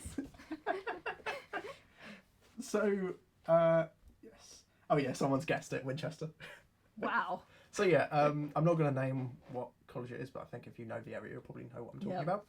The one college in The one college. Winchester. So they are an extremely academic place, and I'm not going to say that they're bad because they aren't. You know, you hear things from people. I don't really want to spread rumours or anything like that, especially now that I've sort of said where it is. Mm. But I'd fallen in love with this place. I've heard it described before as the Oxbridge of Hampshire colleges. I don't know how true that is, but, you know, they sell that. It has the reputation. It has that impression, yeah. I mean, Oxbridge itself seems to have A lot of their reputation students, yeah. type stuff. I'm gonna have a video coming out about that at some point. Yay! Yay. I've helped you with that one. Yes. About Oxbridge. We're going to be talking about Oxbridge and Plot twist. Don't Plot go to twist. Oxford. I don't know if I should drop the video title in. Oh, what's the video title? I can't remember. Alright, looks like I'm going to drop it. Yeah, drop it. Why I'm not applying to Oxbridge. Yes. Just to say, I'm not going to confirm or deny what college it is because, you know, I don't want to open myself to being sued. So, with that in mind, it's not a bad college and I don't want anyone to come up with that. I just saw it in the group chat there. Do continue. Yes. So, it's... Oh, someone's also from... Actually, that person... Yes, someone else from Southampton. Hello. It's... Yes. So... Something. Talk your Oh story. yeah. So, as I said, I really liked this place. And I remember, I think it was the first day, like they're open, like the first day you go to enroll or whatever. I just realised that my motivation for going was almost wrong. Like, there were things that I found that I don't know how to say this, not even things that I wasn't expecting, but sort of things that I didn't really appreciate. Like, individuality is not something that you really get in a big, massive college. And it's something I realised I actually did need. And I knew that this could be... I like to talk a lot about risks and things like that. But this was starting to seem like a risk that wouldn't really pay off anyway. So I decided it wasn't for me and I applied to our comp college, which is where I ended up staying. Lol. So with that in mind, I eventually decided that this college wasn't for me. This was 2 days before term started, and I moved. And I know people that came to the college that we went to about a month after they'd started somewhere else. So your decision is not permanent. You don't have to stay somewhere if you don't like it. Even if it's at the last minute, you can run. You can yeet it. Don't feel like you're trapped in one place. Good advice. Good advice. That was the story. The end. What else have we I can't got? believe that took me so long to get through. I'm so Yeah, useless. I was just enjoying what was going on in the chat there. Yeah. They're insulting our viewing numbers. Ugh. Well, this... Mean. Yeah, I'm so... Well, it's not exam season, so it's No. not going to be as good as summer holiday. My channel always just goes. I say Oh, yeah. always. I've only been through like Oh, two yeah. summer holidays. And It I'd- just kind of goes flat. Yeah, and I'd Because- argue the sort of people that, you know, people... How do I put this? Are here? People that want to be here, you know. The core audience. Right. Okay, right, so what are we on to now? Coursework or... Coursework, things that student council, things that don't matter. Things that don't matter. Oof. Yes, I say that as someone who did student council. Yep. Do you want to talk your thing about coursework? Oh, yes. I can't see myself, so this will... if I'm looking over there, sorry. Do it early, otherwise you will probably fail. I'm someone that's very much... I'm quite a cocky person. I tend to think I can get things done at the last minute, and we both of us know that isn't true. You always need time to plan ahead, and with something like coursework, you probably should do it sooner rather than later. However, I will say this as well. If you're particularly good at exams, like I am, not to gloat. Well, no, I'm better at exams than coursework. Some people really hate exams. If you are better at coursework, then it's better to get that, done, dusted. If you're better at exams, though, coursework isn't everything, and you shouldn't fret about it too much. Just do what you can. Don't, spend too much time. Hit the microphone. Did I? Oh, that's how into it. That's how passionate I am about coursework. Oh, my mic's unplugged. Can't hear you. Message retracted. Ah, I see. No volume. Okay, apparently we've been unplugged. Oh, have we unplugged? No, apparently we're still coming through. It reckons sound here. People are... I think this is what we call a troll. Yes. Good bit of trolling. Yep. Good bounce. Right, Music Gecko, the reliable gecko, Yeah. has... Okay, good. Everyone can hear us just- anyway. Okay, good. Apologies about that. Yeah. And this is why you don't trust people. Yes, never trust anyone. Right. It's like that meme, don't trust anyone, not even yourself. Wait. Your great coursework advice. Oh yeah. Do it now. Do it. Do it. Even if you've not got any. That's just do it. basically all you have to say about coursework. Yeah. Don't leave it to the last Things minute. that don't matter, student council and drama. That's Yeah. what Byron reckons are things that don't matter. So, yes, well, I think you'd probably agree with me in some way that some of this stuff doesn't matter. Yep. The thing is, and I say this as someone who had bold ambitions and wanted to change everything. Because, obviously a 17-year-old knows better than, like, all the teaching staff combined. Yes, I do. How do I put this? If you've got good intentions for, like, changing things or whatever, it won't be listened to. There's no point. Your dreams for how it should be won't happen. Sorry to be a bit of a defeatist, but your energy is best spent improving your own life as opposed to the college's. There is no real point in doing student council except for the CV. Yes. Though actually, I advantages. don't think it really... No, it doesn't really say anything. Yeah, like, except... do it for the fun of it if you're going to do it. Yeah. Like, say, at school I did student council, and it was great because you got to get out of extended tutor, which was normally we bunked all the time. really... I wasn't Well, even on it, and I bunked because I was helping with student council. Yeah. Exactly. You get to get out there and, make the decisions that the school allow you to do, like decide what colour to paint a wall, that kind of... For real power. Nah, you don't have any sort of say or push or anything like that, so there's no real point in doing it at college. One thing I will say is occasionally we had events or whatever, but the thing is that the sixth one we're going to do them anyway. Yeah, The student council just chose the colour of napkins and bought some stuff. that kind of... Essentially, they micromanaged and didn't really contribute any original ideas. But it's not necessarily their fault or anything. It's how these things inevitably end up. And also people that tend to get elected because we had elections and things like that. Oh, yeah. With great campaigns, including, well, when I did it, some proper hardcore anti-Semitism. Oh. Yeah. But we won't get into that. It's pretty Yeah. horrible. So, yeah, people... essentially my point here is that people take these sort of things way too seriously, which is actually why that is sort of relevant. There we go. So, yeah, it's not worth your time. They're currently retracting every single message. The thing is I've got my eye here and the other one here, so I'm still be able to read them. I think I've referred it when I just ignored the chat. Yeah.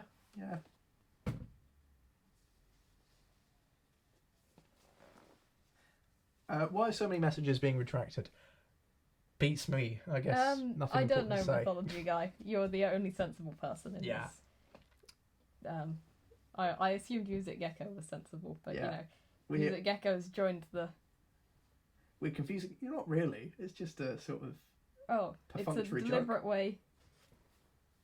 I mean, I worked out it was deliberate. But... Anyway, right. Right, let's get back on track because I feel like we're losing people. Yes. Because we're down to like, what, 3 people? Lol. Yep. Oh, who cares? So, Uh, the thing is people watch this on archive, so it doesn't really matter. yes. So Yeah, well, the like VOD the views number will, of double. views goes up massively once it gets to after the actual time. Yeah, because the VOD views for the 2 streams we did are like a couple of And thousand. also, my watch time overall goes up nicely. That's true, so you know. So. Yeah. Laughing all the way to the YouTuber bank. So, what else have we got? Right. Oh, drama. Oh, yeah, don't bother about clicks and, you know. Oh, that type sort of of thing. drama. I thought you meant drama the subject. That makes more sense. Oh, no. It's, once again, it's one of these things that people like to bring in. You hear online people talking about their experience at sixth form, and some people are like, yes, all the drama goes away, everyone grows up massively. And other people are like, no, it doesn't, which is my personal experience. No, it doesn't. But I think it probably varies place to place. Yeah, it But depends more on the than cohort. likely, no, it doesn't. People, well, I don't know, I hate to sound like some sort of, like, I don't know, old man, but, you know, people are a bit more, I don't know how to put this, but they're sort of, I don't want to say that they're infantilized because it's not fair, but people aren't as emotionally mature as, at least I perceive them to used to be. I don't know how to put it. Like your year group, particularly, which is so weak-skinned, it's impressive. I mean... I think there are also certain year groups have certain traits Yeah. as well. Oh, yeah. Like my year group was particularly quite cliquey, and My year group was too busy getting high to really study. that's true. You've met some of my year group, you Yeah. know that. So, yeah, they are drama. Yeah, Or try more and stay out of it. Yeah, it's Try and not worth avoid it. people who get into it. Yeah, you will be able to identify that pretty easily, sort of people that will cling on to old rivalries and that sort of thing. And especially in a smaller college, the sort of soap opera level of sort of, you know, like feuds and things like that does increase. It's best just to stay out of it or watch from the sidelines like I did. Because sometimes it can be, you know, some of it can be pretty funny. So I was just looking at on there. I thought that was like a thing that had been blurred out, but then Oh, I realised yeah. it's just the shadow. I was like, what's going on there? This Britain flag is too hot for the internet. Oh yeah, do you want me to crack open the Jaffa cakes? Oh yeah, Jaffa cakes. We need Jaffa cakes. We do, because that donut, I'm sorry, is Yep. a bit flight. How to enjoy learning. Is that possible? Obviously you, I don't know, how do you enjoy learning? I don't suppose you've got any experience with making No. learning fun. No, I really you don't each travel. enjoy learning. It's like... I'll put them on the big plate. Oh, now we address the important question again. Jaffa cakes. Biscuits or cakes? Oh no. I've already addressed that in a video before. Have you? I feel like, because I was going to say, it sounded It familiar. seems to be that the end of every video, I seem to, in an outro every so often, talk about food. Well, after... And those, like, big debates on food. I'm waiting for the scone versus scone debate to appear.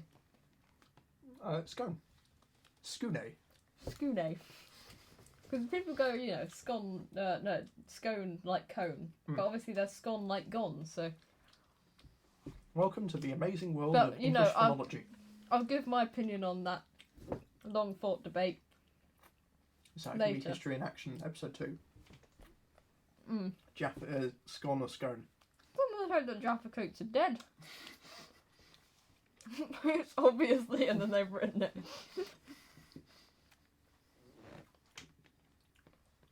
It is, yes. Ah, I think scone Music is Gecko's got it right. Yeah. I think scone is the best pronunciation now. I'm trying to think of how you'd write that. But what would it be like? Ah, teacher-student relationship. What That way sounds- of saying that? That sounds really weird. No, that's not what she means. Well, maybe. Who knows? Right. Let's see where she goes with this. I don't mean that. Right. Teachers... As in, you know, friend relationship. Yes, you will like your teachers and they will like you. That depends. Unless you're a twit. Unless your teacher is not a nice person. Oh yeah, we had a few of those, but there's only like a couple. And there are some. I guess you just kind of. There's more facilities to become friends with your teachers, essentially. Mm-hmm. You'll get to know them. Yep.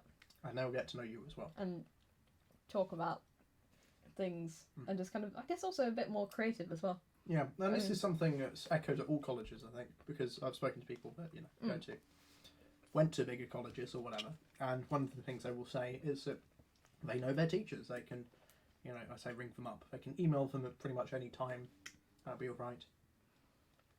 Some places, not our college, oddly, call their teachers by first names. Yep. Like, even the big ones, like, you're expected to say, like, I don't know, Adam, Derek, Luigi. Yep. I don't know if you've got a teacher called Luigi. That would be good. But yeah, I guess there's kind of more facility to get to know your teachers and to just generally, I guess you can have a bit more fun as well. And it just kind of makes it a bit nicer, because once you get to know your teacher and your teacher gets to know you better, it can be better in terms of support and finding out, like, well, what works for you. Yes, that type of thing. Which is so important, I think, getting to know sort of, or having them get to know you. Actually, one of the best tips I can recommend is actually all levels of school. Make your teacher like you. If you're in your teacher's good books and what have you, just keep reading. I need to stop looking at the.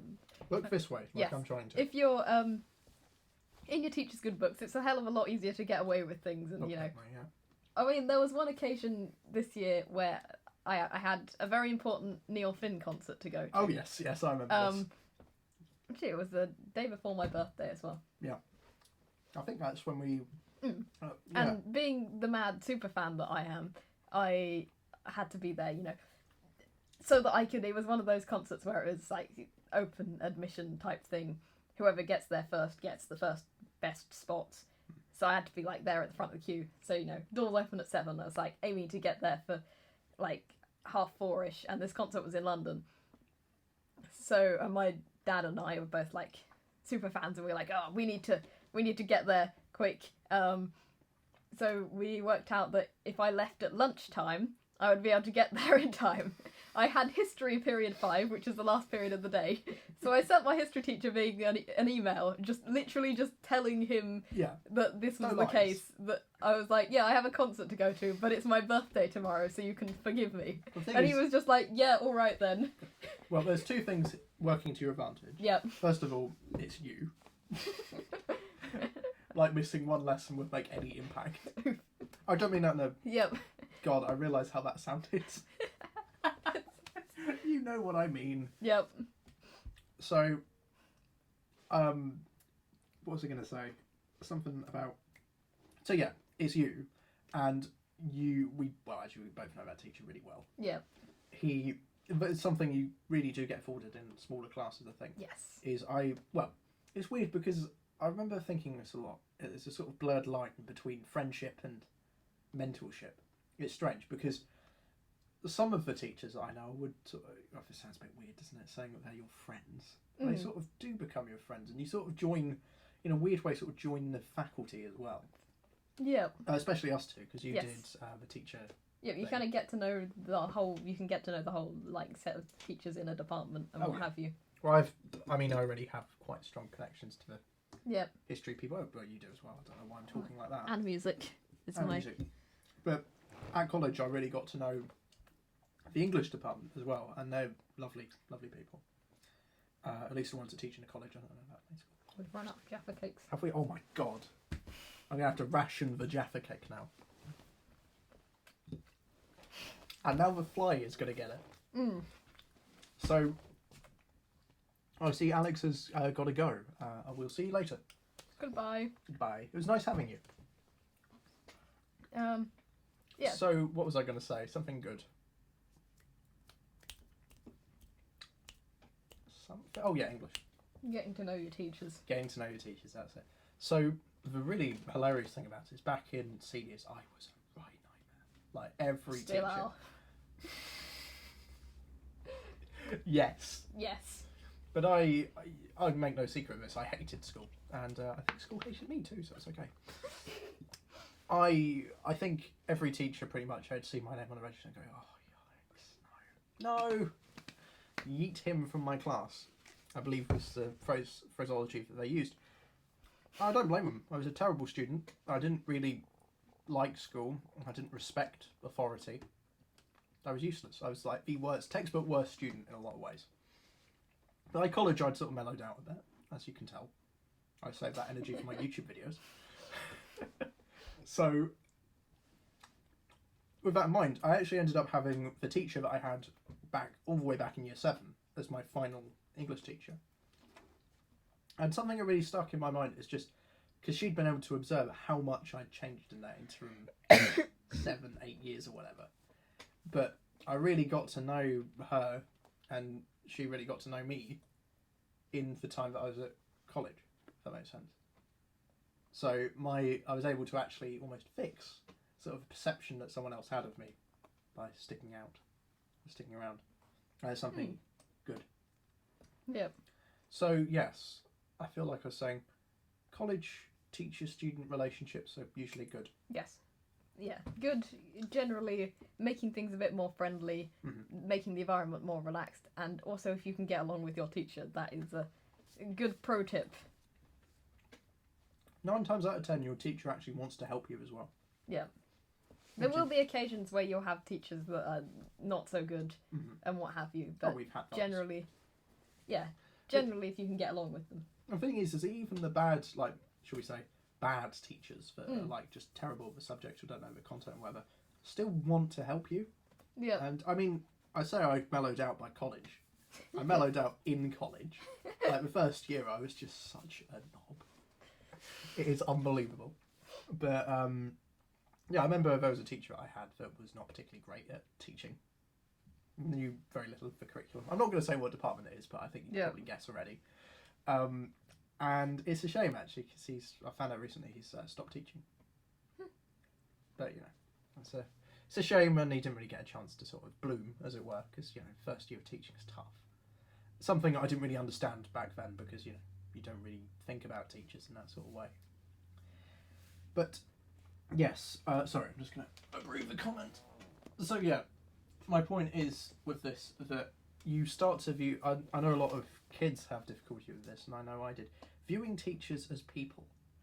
They're not aliens. I know, but as you get older, I think you tend to respect authority more anyway. But you forget. I think it is almost. Also, you become more similar in the sense that you've got older, you've matured a bit more. Oh yeah. Oh. I've matured a bit more. Yeah, sure. Now you've always been fairly mature, though. You have. You've always like the teachers have always liked you. You've not had to have like a sort of, I guess, I'm trying to think of the right word, not road to Damascus, sort of an epiphany almost, of thinking, wow, I'm terrible. So, yeah, teacher-student relationships, they get better. As you understand, they will understand you more, you understand them more, it's good times. I've just noticed a comment that I sort of want to address. All right. From Tanzan. I hope you don't mind me naming you. How can I be more confident? Now that's a good question. I guess we can talk about kind of friends in sixth form and the whole moving to a new place type of thing. Yes, you will lose contact with a lot of friends from seniors. It's inevitable and it's natural. It's just part of life, I think. Yeah. You know, the people that you're friends with then you don't necessarily stick with forever. And there are certain situations like most of my friends I was friends with in year 11 I'm still in contact with, but that's just kind of an anomaly. Yeah. That type of thing. Oh, yeah. And we were a weird friendship group. Yes. I mean, I never really fell out with anyone in the transition. It's more just moving apart. You're not in each other's lives anymore. Like, people I still consider sort of good mates, but I just don't see them. Like, even, I mean, it comes more pronounced when you go to uni or whatever, but at college it's still very true that people just go off and do their own thing. And that's fine. I just want to clarify, that's absolutely fine. There is not a problem with that. You're not bad for having lost contact. You're not, it's not your fault. There's also it's kind just of part not of life. judging yourself on Yeah. the number of friends you have and that type Oh, of yeah. thing. Seeing things as statistics, I guess. Oh yeah. And also, when you go to college, there'll be that first week where everyone's like, oh, we all have a load of new people, the people have changed, let's go and make new friends, that Yes. type of thing. And there'll be, like, groups will form and groups will change, and it will take at least a term to kind of settle down Yeah. and find the right... Because people tend to stick to the first people they find. Oh yeah. So, like, for instance, the people I was friends with in my first week changed. Like, there was one girl I met who I thought was, like, really funny, and she was hanging out with people who I knew, because she'd come from a different college, but she was, at the start of the year, hanging out with people who came from my year group, who I knew and didn't particularly... Like. Yeah. And so I was like, I'm just gonna... I couldn't be friends with her in a kind of close way because Yeah. I was like, I'm not really willing to hang out with these people. No. And we sort of had a similar Yeah. moment in my sort of friendship circle Yes. back in college. I was going to say it was... How long ago was that? Yeah, a long time ago. Yeah. Because then what happened was that she broke away from these people and a new group formed and I became part of that group. And then I decided that actually that group wasn't for me and I kind of jumped ship, but without any new group to go to. I was like, this was kind of... I guess we made it to half term by then, and I was like, not sure really where to go. And then I met someone from my history class who I became quite close to, and then another thing changed and Yeah. she got another friend, and I was like, this other friend seems not so great, shall we Sus. say. Shady. Yep. I don't feel so comfortable around her. Yeah. And I jumped ship with like, all right, now there's literally, like, I have people that I'm friends with from classes, but I don't have anyone who's my close person who I hang out with. And then I met Byron, Hello. my one friend. Yes, that is. And we how met it through the is. history department. We did actually. Once again, I say mutual friend, mutual teachers. Mutual teachers. Who It was sort of essentially, introduced us. one teacher that And I remember, introduced us. I can't remember how because we sort of were in each other's sort of periphery, like we Yeah. both knew who we Well, it's because were. we both did, like, open evenings Evenings, and that yes. type of stuff. We all helped out everything. Yeah. And then one evening we finally got talking. And Yeah. Well, I it was know- like an open evening where, like, no one turned up. Yes. So it was just the two of us and then the history teacher, and Yeah, and it it was a good time. It was a good time, and well, I think it helped you. I don't know about me, obviously. Well, interestingly, in that year, I'd bandied about from friend group to friend group already Yeah. as well. So it's something you will find that sort of solid. Yes. I think it's Connection. about also being not afraid to kind of let go of people and to jump ship, Yeah. even if you don't know where you're going to end up, Oh, and yeah. kind of trust your gut feeling when it comes to people. Your time is important, and you shouldn't sort of waste it, if that Yeah. makes sense. Which is why I'm off bike. And so, and then in terms of, like, confidence and in terms of meeting people, like, you will meet people in your lessons because inevitably you'll talk to people Yes. in your lessons. And often there'll be certain people that you can kind of pick up and be like, oh, she's funny, he's funny, that type of thing. I'd like to talk to them. And I guess it's about kind of just doing it. Yes. You can set yourself a goal as like, I want to talk to this person by then. And if you kind of give yourself a deadline, Yeah. you can often be good in making yourself do it. And don't be afraid to embarrass yourself. Oh yes, absolutely. I have embarrassed myself many times just this last hour alone. Yes. You can do it too. There was it's actually someone in my art class that said that like, what was it?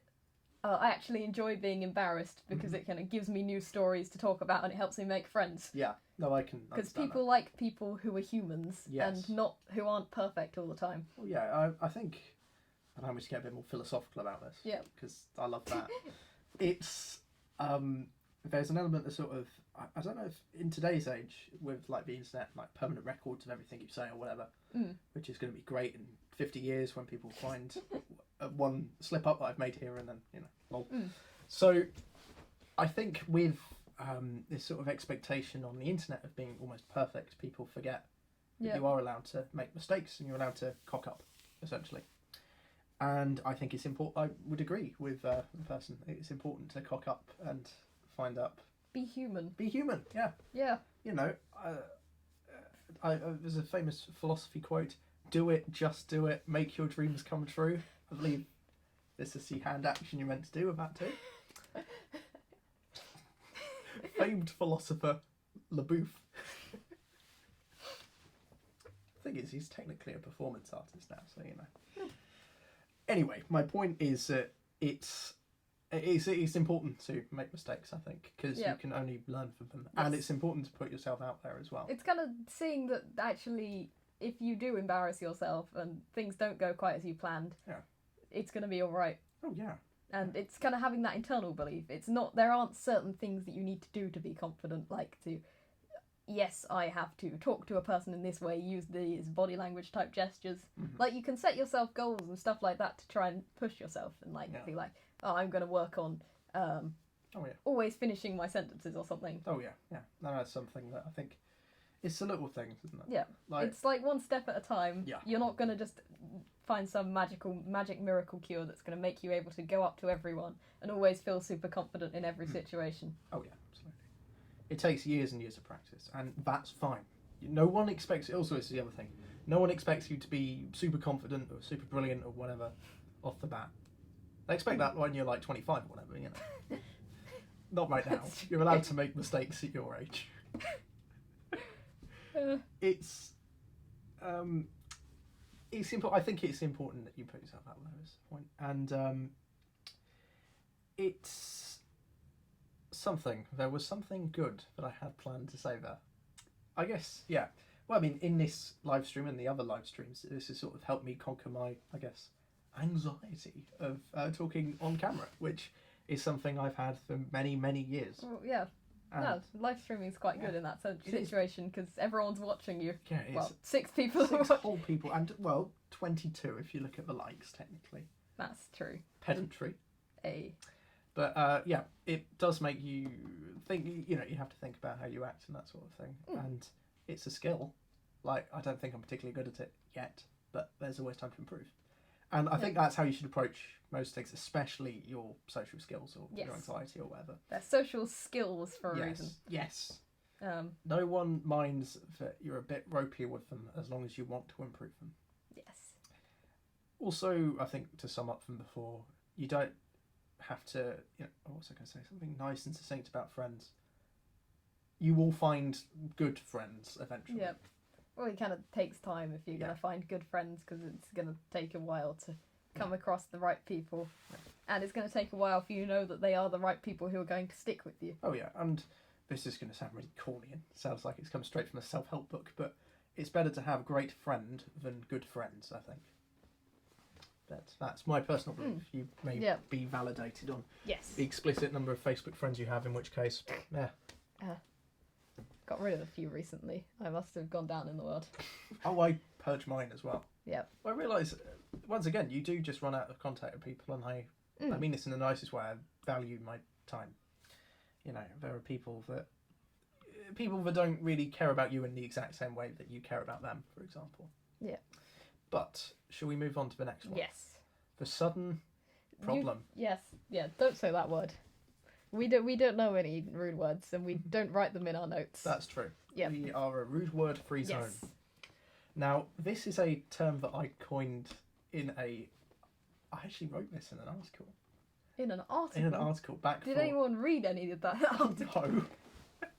No, this is back when I used to. I had a very tiny gig doing. For about 2 issues, there was a college newspaper. Oh yeah. I think you remember. No, that was like the second time. Like, there was one much earlier than that. And this was back when I was still doing a certain subject that I've mentioned before. Yep. The F word. Now, I'll have to tone this down a little bit, but the sudden poopness problem. Can I say C? No, we're going to roll with poopness. I think it sounds Poopiness. best. It's the sort of thing you could see my brother saying. Yeah. Yes, so the sudden poopiness problem. It's like... It's Alexi. Hello, Alexi. You missed your apology. Yeah, if you look at the beginning of the stream, there's an apology dedicated exclusively to you. Yes. So. Yes. What was I saying? Something about... The poopiness problem. So, weird. The magical tale of the poopiness problem. When I took a subject, I thought it was going to be one thing, and then by halfway into the year, essentially the point of no return where you can't drop it, essentially, I realised it was a big ball of poop. A massive pile of poop, if you will. And that was sad, and I was very sad. I was really... Shed a tear. I just felt like my life was turning to poop. And there was nothing I could pooping do about it. I'm going to stop that now. It's annoying even to me, so Yeah. God, I can't imagine what it's like for your audience. Oh, someone asked if it is French. Tamsin did. Oh no, film. If I did, je dois le français. That was like the worst French ever. If you try and stick another language in the middle of a sentence, it's really difficult to get the accent as well. Yeah, it is. Well, my French accent's terrible. Dégueulasse. Right. Back on topic. Yep. So, yes, I did film, for those joining us, and it just turned into something I didn't really like by sort of halfway into it, but I couldn't cancel it. It was part of my timetable forever. So, forever. Until, I finished it in year 2. But the thing is, you have to learn how to cope with that sort of shock, I guess, because it will demotivate you. You will think, oh, why am I doing this? Why does it matter? And in some ways, it doesn't matter because, it's film. But at the same time, it's still one of your A-levels. And the reason why I wanted to talk about this because it's very easy to lose sight of the fact that it is a subject you're doing, and you have to sort of stay on task. There are ways of making boring, uninteresting subjects interesting for you. And one of the things that really helped me was reading around. Now, I consider myself a fairly decent expert in film history and art history, whatever, already. So I had that going for me. But researching things on my own that weren't covered in class, but at the same time could actually help with some of the stuff, did actually make it more interesting. This is something very personal to film specifically, but making documentaries of my own really helped me sort of get through the tougher times, if that makes sense. Oh yes, we will talk about that too. Yep. There were real dark moments in my college career, and a lot of it was centered around sort of the disappointment that I had with some of the things in my college timetable, and film was part of that. But you can make it work for you if you make it interesting to yourself, I think is the main thing. And that's a hard sell. It's not easy. And for some subjects it'll be significantly harder. In my case, setting up a YouTube channel, I know this sounds like such a cheap plug, but bear with me, it isn't. Subscribe! God, I feel dirty doing that. I feel genuinely dirty doing that. I hate advertising. But filming videos and subsequently uploading them to a YouTube channel that you can subscribe to, hint hint wink wink. Subscribe! Seriously though, doing that formed an outlet for me. I mean, even though I was doing things that now I wouldn't really enjoy doing, like the longer documentaries or whatever, it still gave me something to look forward to, and it allowed me to harness or improve my skills. I had a friend that did psychology and had a similar problem, and what he did was research different bits of the psychology world, I guess, that weren't covered in school, but could provide some assistance when it came to answering questions. So my point with this is, even if it's looking terrible, and even if you hate it, you can make yourself... There are ways to make it more enjoyable, I think. So, yeah. Tamsin says, yes. I'm doing maths, chem and bio and psychology. Any tips? Unfortunately very not, academic because... guy. Yeah. We don't do those. No, but I can give some tips. Alright. Well, first of all, you're doing STEM, which is great. Congratulations. Oh, it's STEM maths is good. and chemistry I know, and but STEM science. STEM is where the money is, so I think you've made a very sensible choice. We're humanities, That's true, we are humanities. Technically, I'm environmental and life sciences. Because, I'm older. Yep.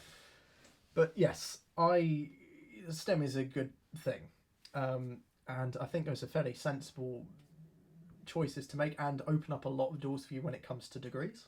Especially maths and chemistry and biology. Yep. I think that's a good set of things to have. I know from people that do sciences, particularly, I'm thinking more sort of chemistry and physics here as opposed to biology, but there is a lot of note taking. Is something I've heard. There's a lot of revision that you'll need to do as well. So this will be an extremely good opportunity to learn how to take notes and how to revise properly, which is something that Actually, we'll something cover that another kind of, time. I guess, I presume it would relate as well, but it would relate to history in particular. Yeah. Reading ahead is a good thing to do. Oh yeah. Kind of get to know the content. If once you've got the textbook, go and read ahead. Possibly even take notes ahead, so that you know what's going on when it comes to your lesson. Then the lesson's kind of consolidation. Oh yeah. I mean, you can't really. It's not like a book. You can't really or novel or whatever. You can't really spoil the subject to yourself. Spoiler. Spoilers. We for talk February about Revolution. that in history quite a lot. No spoiler alert. I see. Music Gecko is. I think he's going. Oh. Ah. Well, it was nice having you, Music Gecko. Thank you for joining us. Yep. Thanks, Music Gecko. You're as good. Appreciated. Dankeschön. Yes. Auf Wiedersehen. Thank you, Vel. So yes, what was I saying? I interrupted you for something a lot more important. What were you saying? Was I don't talking? even know what was being said. Should we talk about EPQ? Oh yes. Let's talk EPQ. Because I think that's the last big point to hit on. Oh yeah. Right. EPQ. Where should we start? You're doing it. I didn't do it, Yes. but I almost did it, and I've got some hilarious stories to tell. All right. Should I say what I'm doing my EPQ on? I don't see it being that controversial. I mean, as long as It's you're not fair like and balanced. it's one of the most controversial topics. Yes. Well, just don't. Well, Yes. Don't give any opinions. Yes, just state it as fact, which is what you're doing Yep. in your EPQ anyway. Yes. So you know. So my EPQ, I'm going to be doing. Obviously, one of the things when choosing your topic for your EPQ, you want it to relate to what you want to do at university. And I'd unsurprisingly like to take a history degree. I thought you were Shock. I thought you were going to be more specific there. So Degree notes. So the topic for my EPQ is, I think the technical title is, what is the full title? Is the modern day anti-fascist movement effective in fighting current day fascism? Oh. And yeah, Yeah. so basically it's an EPQ about Antifa. Interesting. It'll be interesting to read. Yeah. I'm quite excited because, first of all, I've not actually seen a finished EPQ ever. Yep. Never seen one. It's a This controversial one might not topic. get finished either. Don't downplay yourself. You're the sort of person who'll get this finished. There is only one other person in the last, I want to say, since I've been at the college that's actually finished an EPQ. Yeah. Actually, no. The year before us actually had a couple, but Yeah. they don't count. I see Alexi has heard the apology. I'd like to apologise for the apology. It was terrible and it will never happen again. Oh, you've got the album screensaver as well, I see. Yep. So yes, what was your, oh yeah, EPQ. Yes. So EPQ, they tend to, for those who don't know, is like a big long essay/dissertation where you have to do a lot of your own research, you have to prepare a presentation, Yeah. you have to do all this other It's stuff a lot as well. of reading, which is actually kind of useful because Yes. you read books, and in your personal statement, universities want you to have read books. So you can be like, I've done this EPQ, and I've read books for it. Here are some books that I've read. Oh, I know we're not doing uni admission tips or anything like that today. Can I just Yeah. give one? Yes. Mention if you're doing psychology, mention Dostoevsky. It's like a cheat code. I say that as someone who's actually read like The Idiot and Crime and Punishment and The Double Brothers Karamazov. But my point is, if you've read those books and you mention them, they'll go, yeah, he knows what he's talking about. Or they might notice if you haven't read them, they'll notice. But anyway, my Yep. point. So the EPQ, I'd actually recommend the EPQ if you're not doing like English or something like that, because it shows the university you've got essay writing skill. It's also not just showing universities. Some universities, they'll dock your grades. Yes, So, for they do. instance, currently I have 3 universities that I figured out I want to apply to. I still need to work out the other 2. But definitely 2 out of those, the offers will go down a grade. So Wow. from AAB to ABB if you get a B in your EPQ, Oh, I see. which makes It's not bad. life a hell of a lot easier. Yeah. So essentially, it's like a bit of coursework. It actually affects your grades. Yes. I personally think the EPQ is, I mean, obviously I haven't finished it yet, but it's worth it. Oh yeah. Yeah, and I'd say so as someone who started it, did a load of research, and then just couldn't be bothered to finish it. I did actually end up salvaging some of my research into an article, but I don't think it ever got published. Who knows? If I've still got it, I'll Dropbox it or something to you. I was very much focused, this is rather bad form, focused on the method of research as opposed to the research itself, which is a bit of an issue. Like I got a bit technical and bogged down or whatever. Which in fairness was something that was encouraged. Yes. But I think one of the things with the EPQ, it can be a bit ambiguous as per where to start. It can be very difficult to start. Have you done the library trip yet? Nope. Okay, right. Are they not running that at all then? I don't know. I've got a weird thing where, because of my geography, it meant I could start slightly sooner than other people, because I had a load of free periods where my geography teacher couldn't make stuff, and so I've not actually done stuff with the main EPQ cohort. I see. I've been running ahead of them. You and your advancedness. Yes, advanced EPQing. You are too advanced for this world. But in terms of getting started with your EPQ, obviously you've got to come up with a topic. There will probably be something, if you've got a subject you kind of sort of know where you want to go, what subject you want to do at uni, that type of thing. Think about what's related to that. You've probably got a topic that interests you. They want you to have something controversial, so Antifa is an excellent controversial thing to talk about. Because originally there was quite a few people that were going to do it. Yeah. The subjects that we've had at the college so far include euthanasia. Should the Britain have a constitution? Ooh, I wonder who wrote that one. Well, started writing it, I should clarify. Yep. Thought about writing it and then went, nope, this is too boring even for me. Yep. Oh, and also they want a big for and against argument. Yeah, and I could probably do that now, but I was so work shy back then. Other topics for death penalty, of course. Fundamentalism and religious extremism. Bilingualism. I know that's so controversial, guys. In fairness, their argument was more about should we teach people a second language because it affects their ability to speak their native language or something like that. Which it does. Interesting. But who cares? Like, my English skills are impeded anyway. My French and Dutch is even worse. But they're always going to be worse. It's not as bad as my German. No, not yet. Not yet. I'm implying that over time I'll just not do anything and they'll plateau, and when you Yep, that's how it works. do Erasmus in Berlin or whatever, Yep. I've just doxed you in 3 years' Yes. time. How do you feel? I mean, Berlin's quite a big city. It is. Apparently, I've been told. Yes. Right. Oh yeah, we're talking about titles for EPQs. Titles for EPQs. It's always a question. Yes. So it's like, is this better than... Yeah. Is this a good idea? Essentially. Oh, that's if you're doing a dissertation. Yeah. Oh yeah. You can do not dissertation EPQs, and I don't really know about that. No, we don't bother with that one. We don't talk about those. No, no one doesn't. But yeah, in terms of getting started, there's a bit of kind of planning and stuff like that. So with my EPQ, I was like, right, here's my topic that I want to learn about, and start off with a Google search. Google search, like, is Antifa effective?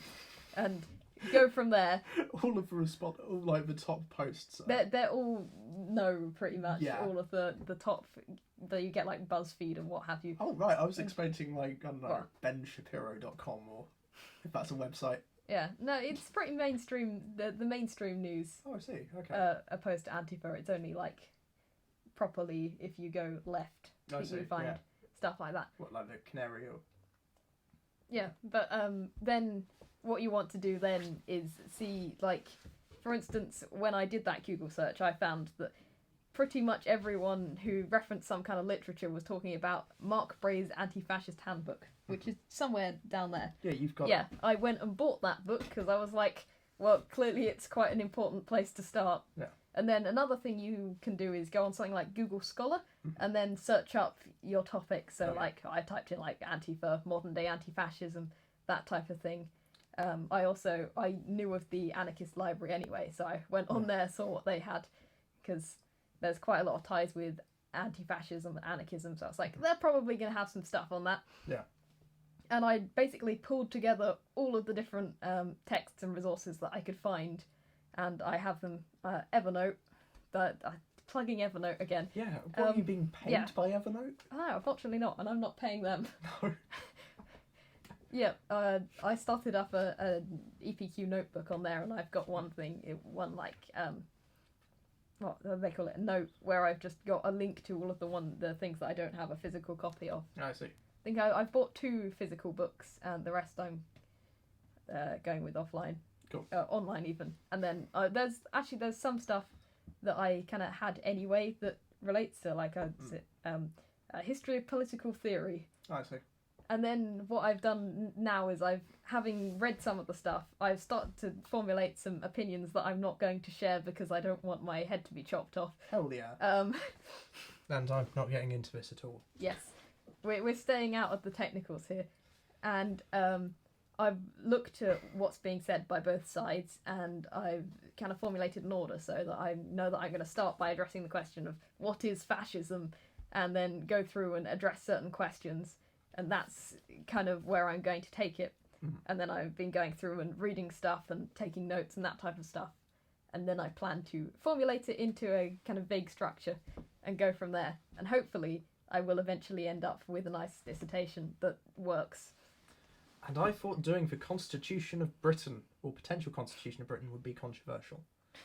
This blows that right out of water. You don't know controversial. No. Well, in fairness, this is sort of controversial, but more to people than legal scholars and things like that. Yeah. Because, well, I mean, I can... Should I say? Well, I think we should have a constitution because, it's more technical, but it'd have to be something that we all agree on, But there are some real issues with having everything based on because tradition. Almost like you've talked about this recently in a certain video that has gone up on your channel. Yeah. Yeah, I know. Wouldn't be knowing about anything. Go watch it. Yeah. But not now. Not now, no. Watch it in whenever this is finished. So, yeah, there is a story I want to share about EPQ. Oh. Because it's funny. It is just so hilarious. Yeah. Some people... I don't know what that was. Sorry, there's a fly or something in here. God, your room's so dirty. So, yeah, when I started, there was about 10, 11 people who were like, "Oh, I might do EPQ." And this is actually, I'm now thinking of another story as well that I might tell. I'll run through it quickly. Basically, some people who obviously were never going to stick to it thought it might be a good idea to do an EPQ. And I say, I'm in that group as well. But people who also weren't cut out for it, shall we say... I mean this in the nicest way, academically. Like, if you're doing EPQ, you actually need to be able to write. What do you mean they won't accept little pictures that you've drawn and doodles? Hieroglyphs. Hieroglyphs. That'd be interesting. Should we switch to... What advantages does a phonetic alphabet have? I don't know. Yeah. Or should we go to, the Japanese kanji system? Yes. Yes, why not? Confuse No, people. you should do an EPQ where you just find random kanji that look nice, and then write them down and be like, "Oh, I did my EPQ, but it's in Japanese." So it's like when you see people who've got Chinese or CJK characters as tattoos. Yes. And they always mean something that doesn't make any sense or something profane or whatever. Yeah, just that, but whole EPQ. I remember this wasn't EPQ, it was the coursework one year, and I think I've told the story already before on stream. But someone at the last minute had found and replaced all the E's in their coursework with "give me an A star" and submitted it. I got a U. And it actually, I think they tried to get it revoked or tried to get it resent, but that was the final one that got marked. And the thing is their coursework was really good. I should know, I saw them write it, so Yeah, don't do that. Pro tip. No. What was the EPQ story? EPQ story. So I don't want to give too much information because it's not entirely fair because I don't think he should have been in this position anyway. But someone came in and legitimately suggested doing an EPQ on, I think it was an episode of Doctor Who. I've told you this story before, haven't I? I don't remember that. Okay, well that happened, and rather naughtily I did. It was quite hard not to find that funny. But at the same time, the issue wasn't necessarily his rather silly choices, or their silly choices, I should say. Yeah. The issue with her choice was that it just showed a fundamental lack of understanding about what it is. In what way is that controversial? At least choose like something like the Star Wars prequels. God. So with that in mind, he set out to do VPQ. He'd done his research. He found a more sensible topic. I think something about film censorship. Actually, I can't remember. So something not plugging me again, but something I know all about. Subscribe. So yes, something like film censorship. I can't remember exactly what it was. Anyway, he'd had a friend that was a lot more academic, and essentially what happened is he was also doing EPQ as well. And my remembering of the story is that this more academic friend was essentially writing it for him, but not essentially over his shoulder, telling him what to say, which is bad, is unethical, whatever. But essentially, because he kept doing this, the way I remember it, it could be slightly wrong, he ended up having to drop out of it, the original Doctor Who kid, because he couldn't keep up with workload or the deadlines. And then the other kid the more academic one, started to suffer as well, because he'd been essentially writing 2 EPQs at the same time and having to do research for both of them. So, essentially, the moral of the story is don't help people. Yes, helping people is bad. This was brought to you by neoliberals. Okay, so more seriously, it's more important if you don't think you've got the academic chops for the EPQ, it's probably not worth your time. You need to be cut out for it and determined that you want to do it before you decide to do it and end up wasting a load of time when you give up. Because you're not only wasting your own time, you're wasting the time of the people that organise it at your college, which is usually teachers giving up their spare time. And like we've discussed before, teachers are people too. Really? Yeah, I know. It's shocking. I know. I didn't think that was allowed. Yeah. They're letting people teach our students. Wow. Unbelievable. Yeah. I've just noticed a question. I've just started at year 11. Any tips? Oh yes, welcome to year. Hang on. We did actually put year 11 on the thumbnail and in the title. Welcome to year 11. Wow, that was epic kazoo playing. I'm not doing it right, am I? It's humming, isn't it? It's quite a forward. Yeah, we'll just go with that. Welcome to year 11. That's the worst thing ever. Yes. Oh, you can use one of the percussion instruments instead over there. There's a tambourine as well. Oh, that thing. Welcome to year 11. No hearing. And there's a shaky egg. Oh, well. This is just like a reception music class. Yeah, all of the reception music. And there's some jingle bells as well. All of the reception music class instruments over in the corner on the desk. Marvellous. So yeah, tips for year 11. Year 11. I think... so long ago. One of the year 11... Actually, I'd quite like to make a separate video on this that's a bit more concise, because I think people would appreciate that. Yes. But essentially, year 11... First, you've got GCSEs. GCSEs are like the first time anyone's done any exams that really matter to any extent. Though I think they exaggerate how much they matter. Yeah. Yeah, they do. And obviously you've got a lot of subjects to balance and that type of thing. I'd say, if you haven't already, now is the time to start revising. Because you need to give yourself a little bit of time to learn how to revise, so that you have methods by the time you get to the end of the year in June. You have methods that definitely work and you can rely on. And also you need time to actually do the revising itself. So I'd recommend kind of getting rolling. The internet can be quite helpful, but it can also be not quite helpful depending on where you look. That's just good life advice, really. Yeah. He's trying to filter through, don't spend your time watching What's in My Pencil Case hauls. Let's find out what's in my pencil case. Oh. I couldn't believe it when you told people. There are people. There's a pencil sharpener in my pencil case. This is an animal pencil case. It matches my top, which is also animal. Basically, my entire wardrobe is animal. Ugh. I couldn't believe There's a lot of pencil sharpening type stuff at the bottom of this. There's a pen. There's some more pens as well. And there's some highlighters and a pencil. See, I couldn't believe it when you told me that there were, like, people get whole 10-minute plus videos of them buying stationery. And study with me videos. Where people film, like, time lapses of them studying and tell you what they did as they study. I can kind of see how one or two of those might be helpful to kind of get the impression. Yeah, but at some point But there it's are just showing so off, it's many of vanity. them. You get channels that just only post videos like that. I'm just like... Maybe I should start doing that. Just Yes, I think you should make a study with me.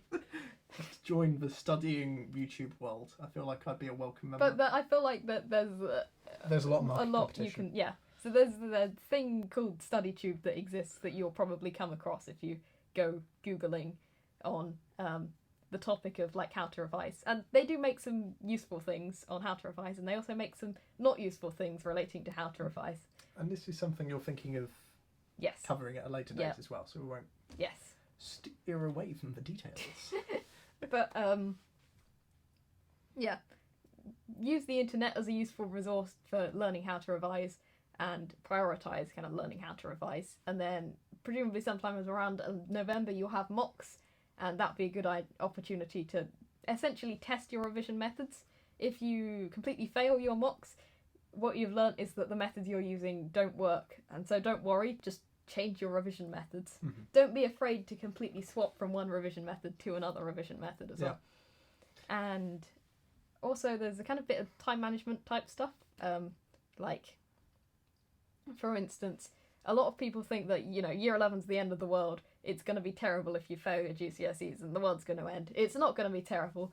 To be honest, most people who fail their GCSEs are fine. I can talk a little bit about this. Oh. Well, you know the great shame, the great Yep, tragedy the great of my tragedy. exam results. For reference, in history as well, here's how you lose all your credentials and Yep. credos and goodwill. I got a C.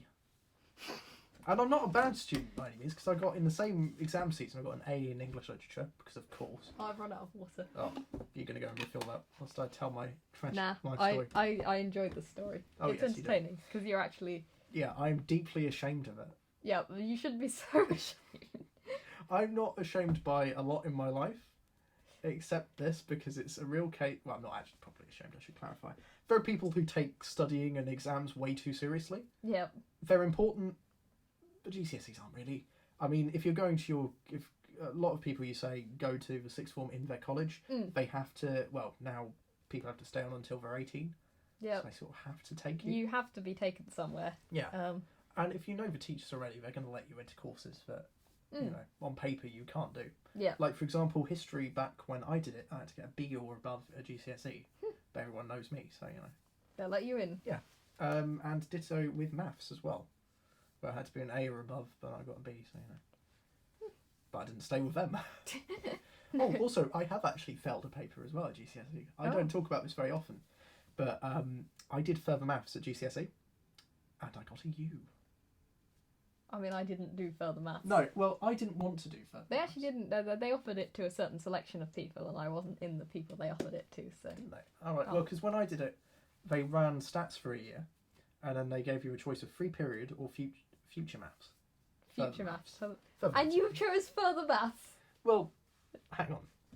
I chose free periods and further maths because for some reason I'd been signed up to it, but I didn't really ever go, or I used it as time to write coursework. Yeah.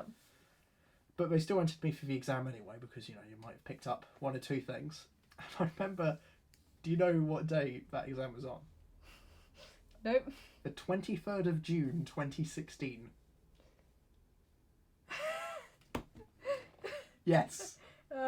On referendum day, I had an exam. And I remember that day really well. I think it's... no, I had two exams. I had the day of the referendum and then the day after. So it was... This is bad, and I don't want to laugh, because obviously a lot of people have got strong opinions on whether to leave or remain or whatever. And I'm not going to get into that. But the atmosphere in our school, the day during and after, was just like night and day. It was quite funny. Because Well, also we had the parallel referendum that they ran within the school. oh yeah, they did, didn't they? Where everyone voted to remain, like 18. It was they had a don't know option, and the school voted 70% remain, 20% don't know, and 10% leave. And most of believers in year 7 again. Oh, and also there was a lot of people doing it ironically. Yeah. There were a lot of people who were voting leave in an ironic way because they thought they were. We're gonna lose. Funny. I know. Well, I'm not going to go into too much detail, but I know that's also not unheard of in the real world too. So yes, more on topic. I think it was one year when we did the mock elections. Year 7 voted like 50% UKIP or something like that. Yes, I remember they That got. was your year group as well. Probably they got people to represent the different parties, Yeah, and I remember going repped to Labour. a UKIP speech where they're like the speech was like our priorities are disrespecting our country. Like that. I don't think I was because they've done a couple because of course we've had 2. Yeah, but it just didn't get taken seriously whatsoever. No. Well, when we did it in 2015, which is when people respected politics, it's a long time ago now. Well, back then I repped the Labour Party with someone that you know, but I won't name. Yep. Which was a lot of fun. But people sort of took it a bit more seriously, except for year 7, who just all voted UKIP. And actually, me and I've mentioned my mate Owen before. We set up whilst I was running in the proper elections, we also ran a sort of satirical campaign as well that I've shown you the video for before. Yep. Yeah, it was a good fun time. Yes. But you couldn't really do anything like it now Mm. because it'd just be too hostile. And yeah, also a great day to have your exam on. Oh yeah, it's great. Any other things about year 11? I didn't really enjoy it, but that's because it was Yep. crap time. It's one of those things. Other things going on. Yeah, it was just it's not something I really have particularly strong opinions on academically. Actually, the whole GCSE thing I've sort of moved on from, I guess. Yeah. So, if anything, the advice there is it doesn't matter. Essentially, It doesn't matter as much as they make you think that it matters. Yes, they hype it Like, to it's no good end. to get good grades in your GCSEs, and you should be very proud of yourself if you did achieve what you wanted to achieve and you got good grades. Oh yeah. But at the same time, it doesn't actually, like, when you go to sixth form, you'll realise that GCSEs don't matter quite as much as they make out like they do matter. Mm-hmm. A levels sort of do matter a bit. In terms of, like, getting into university. Oh yeah. But even then, in terms of, doesn't that matter if you get above your No. grades that you need to get in that same way? There are some people as well, actually, I did mention this before, apprenticeships and things like that. I forgot what I was going to say, but I just noticed someone said that in the chat. Yes, apprenticeships do exist as well. If you're in year 11, Yes. don't think you have to go to Yeah. college. Most places, most cities will have something going. Mm. I know someone... Look into your options. Yes. We have a catering college, a few people that we know Yep. have gone to. Mm. So, yeah, college isn't the only option as well. I guess any real specific year 11 advice I can give? Other type of, just like on the topic of it not mattering as much, remember to make time for yourself and Yes. to hang out and have fun, Yeah. because it's a hell of a lot easier to revise when you're in a good frame of mind Oh, absolutely. and Yeah. enjoying yourself. This is also a time where you can also make mistakes. And it's Yeah. fine. See it As as a challenge rather than something that's going to be like Yeah. looming over you. Oh, yeah. There are no words. Yeah. I just, genuinely, year 11 is so long ago now to me. You've forgotten Yeah. everything. Well, even I feel like I've started to forget like how big a thing GCSEs was. Yeah. It's crazy to think that they were a big deal to us at one stage. Mm. Madness. Absolute madness. Right. What else is on the list? I think we're basically at the end of the list.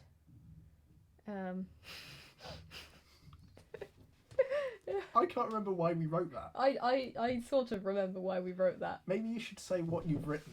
I don't think we should say what was written. Okay. I'm trying to give the impression that I am, a clean, sensible person and what have you. Yeah, right. But yeah, I don't make rude jokes. I don't do that type of stuff. That's true. You're above that. Puritan Jasmine. Now the thing is also now that we've built up suspense, if we did say it, it'd just be a real letdown. So True. Yeah. if Jasmine reaches 10,000 subscribers, No. she won't say it. Everyone unsubscribes. Please don't unsubscribe. If Jasmine reaches 2,000 subscribers, she still won't say it. I already reached 2,000. Exactly. If they're all unsubscribing. Oh no. I think they've started. Well, in the wake up, in the sort of aftermath of like the whole unsubbing from people for fun Yep. thing, like recreationally unsubbing, Mm. where we got a couple of months ago, people were like celebrating. I don't know what he's called. One of the people that like got unsubbed. Ridiculously, like he'd lost like 1 million subscribers or whatever, and they're like, "Congrats on getting X amount of subscribers," or like 15 million when you're on 20 or whatever. Yep. You know, the internet. I feel like we've said all the things that really need to be said. Yeah, you know, I think we. Oh, someone's asked how they pass history. How do you... Watch my channel. Yes, I'd say watch mine. I have some more breakdowny type videos that will help you a lot more than just a very brief answer in a live stream. Yeah, I guess some other tips as well outside of Jasmine's videos. Reading around the subject tends to help as well. Yes. I know this is a little bit. Being interested in the subject. Being interested in it as well. I don't know what topics you take, but if you take, well, pretty Actually, much there's one thing for GCSE is that you can be research too it. clever for the subject. Yeah. That I did think of that. as you were- often, I think one of the things I said going into year 10, I often wanted to tackle the questions in a way that I saw as like, especially with geography actually, I wanted to tackle them in a way that I was like, oh, this is really what I feel about this. And I thought, well, I want to change the structure and stuff because, you know, I'm better than following this structure. But actually, the exam board doesn't appreciate that. They want to be able to mark it in a way that's like systematic and easy for them, essentially. And so, as much as it can hurt, swallow your pride and don't be too clever for the questions and for your GCSEs. Like, it's less the case at A-level, but particularly at GCSE, follow the structures and follow those, like, structural tips and that type of thing that your teachers will give you and that type of stuff. And even things like when your teacher says use more connectives or whatever, and even though your sentences flow nicely, they're telling you to use connectives basically to make it easier for the examiner to mark. Yeah, because you know, it's not like they're marking it in the same way they'd mark an essay. It's almost like they're looking for sort of tick box of stuff, essentially. Yeah. They're not really interested in your argument or even your perspective, really. They're interested in having it easy to mark. Which is my big problem with GCSE. But you know, Yeah. something that doesn't exist at A-level. Hey. Just setting out there. Now, I noticed a second follow-up question is, should I keep my GCSE revision material? Depends on two things. First of all, are you doing the exact same subject at at A-level that you're doing at GCSE? If you're not, then there's no real point, unless you're using it to sort of either expand your new set of revision material or as sort of a template for how you should do it, or reflecting on how you should improve it. I wouldn't recommend actually stockpiling it for ages. Like, at the end of every year, I tend to burn all my revision material. The burning parties you get at the end of year 11. Oh, yeah, did you guys do that? I got invited to 2 different parties where people burnt their GCSE books. Was this George's? But unfortunately, I couldn't make it to any. No, I see. Was it George's? No. No. They were, yeah. Different. Big up, George. But,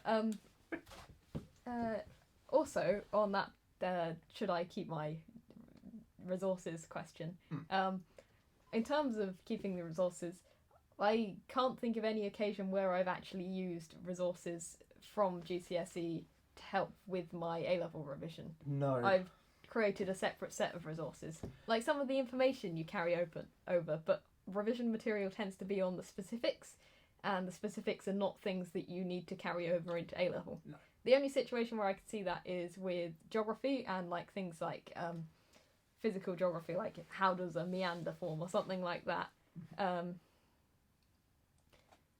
Like some of that, the diagrams and stuff that you might have made might still be useful, but often in A-level there's more things to add on.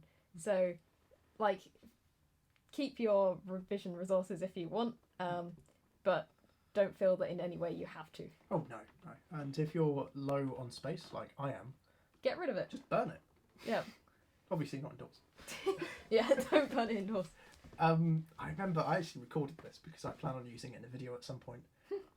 Back when I finished film, we weighed how much they had given me in handouts and things like that. Yeah. All of it, mind you, completely unnecessary because at the time I used to use a laptop in lessons Yes. as well. This is something, some colleges will let you do that. Don't, because nothing will go in. You won't process anything. You want to write physical notes and then type them up later. This is something I've sort of learned in prep to uni. Anyway, we weighed how many, like in terms of grams, how much they'd given, and we counted how many pages of revision notes. I'd been given about 100 pages of A4 paper with like things that I'd never read or whatever, and like we're talking like almost half a kilo of film revision stuff that no one ever really used because we all have the internet and we all have laptops, and it was stuff they emailed to us anyway. So we burnt it, you know. Yeah. My justification is that they've already just sort of damaged the environment. Let's damage it some more. It's their fault. Yeah, it seems like they're responsible for half of the Yeah. destruction of the Amazon at the rate they're going. I don't want to blame that department for global warming. I don't want to do that. But I am. So, yes, please stop printing handouts. This goes out to everyone. Yeah. Just email stuff. Yes. You know, we all have the internet. Mm. So, yeah. I think That's everything. we've covered everything. I've, just nonchalantly, casually blamed people for global warming. That is a good place to end. Yes, on that bombshell. We've got everything that needs to be covered, I think. And I hope. Yeah. Any other questions? Any you can other questions? put them in the comments in the Yes. future if you're watching in the future. Hi we to will- people who are watching in the future. We will try and answer them. I'll say yes. I'll probably come around and have a Yes. look. I tend to do that in your comment section, Yep. including yesterday. Shall I tell what happened, or is that story worth saying? That's Cool. We'll leave it ambiguous. We'll leave it it's fun to ambiguous. leave things Yes. ambiguous. Check my comment and something Yes. fun. First hidden letter in of every sentence. You just told them. It's a phrase me and her use recreationally around the a long, long time ago office. It's the best British phrase. Yes. It is a distinctly British phrase as well. Americans genuinely do not understand it because, why would they? Right. Yeah. I'll stop talking about that now. Right. And I think we're good. I guess we have to say goodbye to Yeah. everyone. Goodbye to the people the that we 4 know people. who are here. So goodbye to Cowser Productions, Mythology Guy, Alexi, and Kid Who Plays Ball. Or is it George? And George. It's a mystery. Well, we're one of the viewers. That's I think a his fair Mythology point. Guy is probably one of the last people here. Oh. So Good thank on you very much Mythology Guy. for watching us tonight. Yep. Jasmine, I don't know what I was going to say. Yep. I feel like I've plugged myself enough. Subscribe.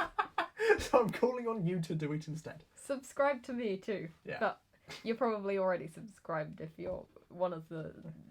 Do they still Four have that people page where watching. it comes up with like random live streams or whatever? I don't know. Because I didn't know that was ever a thing. Yeah, back when live streaming started on YouTube, which was that was like 6 or 7 years ago now. I remember I did a live stream. I tried doing a live stream when I was like 11 of me playing. What is it, that Flash game where it's like you're driving a bike? And it's like really violent. Nope. Happy Wheels. Happy Wheels. Oh yeah. I streamed myself doing that when I was like 11. So basically, I invented Twitch streaming. Anyway, goodbye everyone. Goodbye, everyone. Thank you very much for watching. Subscribe. To me. Oh. Oh, and yeah, something else. College, it's good. Yes, college. Remember that college is good and college is Yeah. fun. Have It fun is at college, actually fun. everyone. Stop streaming. There's the button. Goodbye.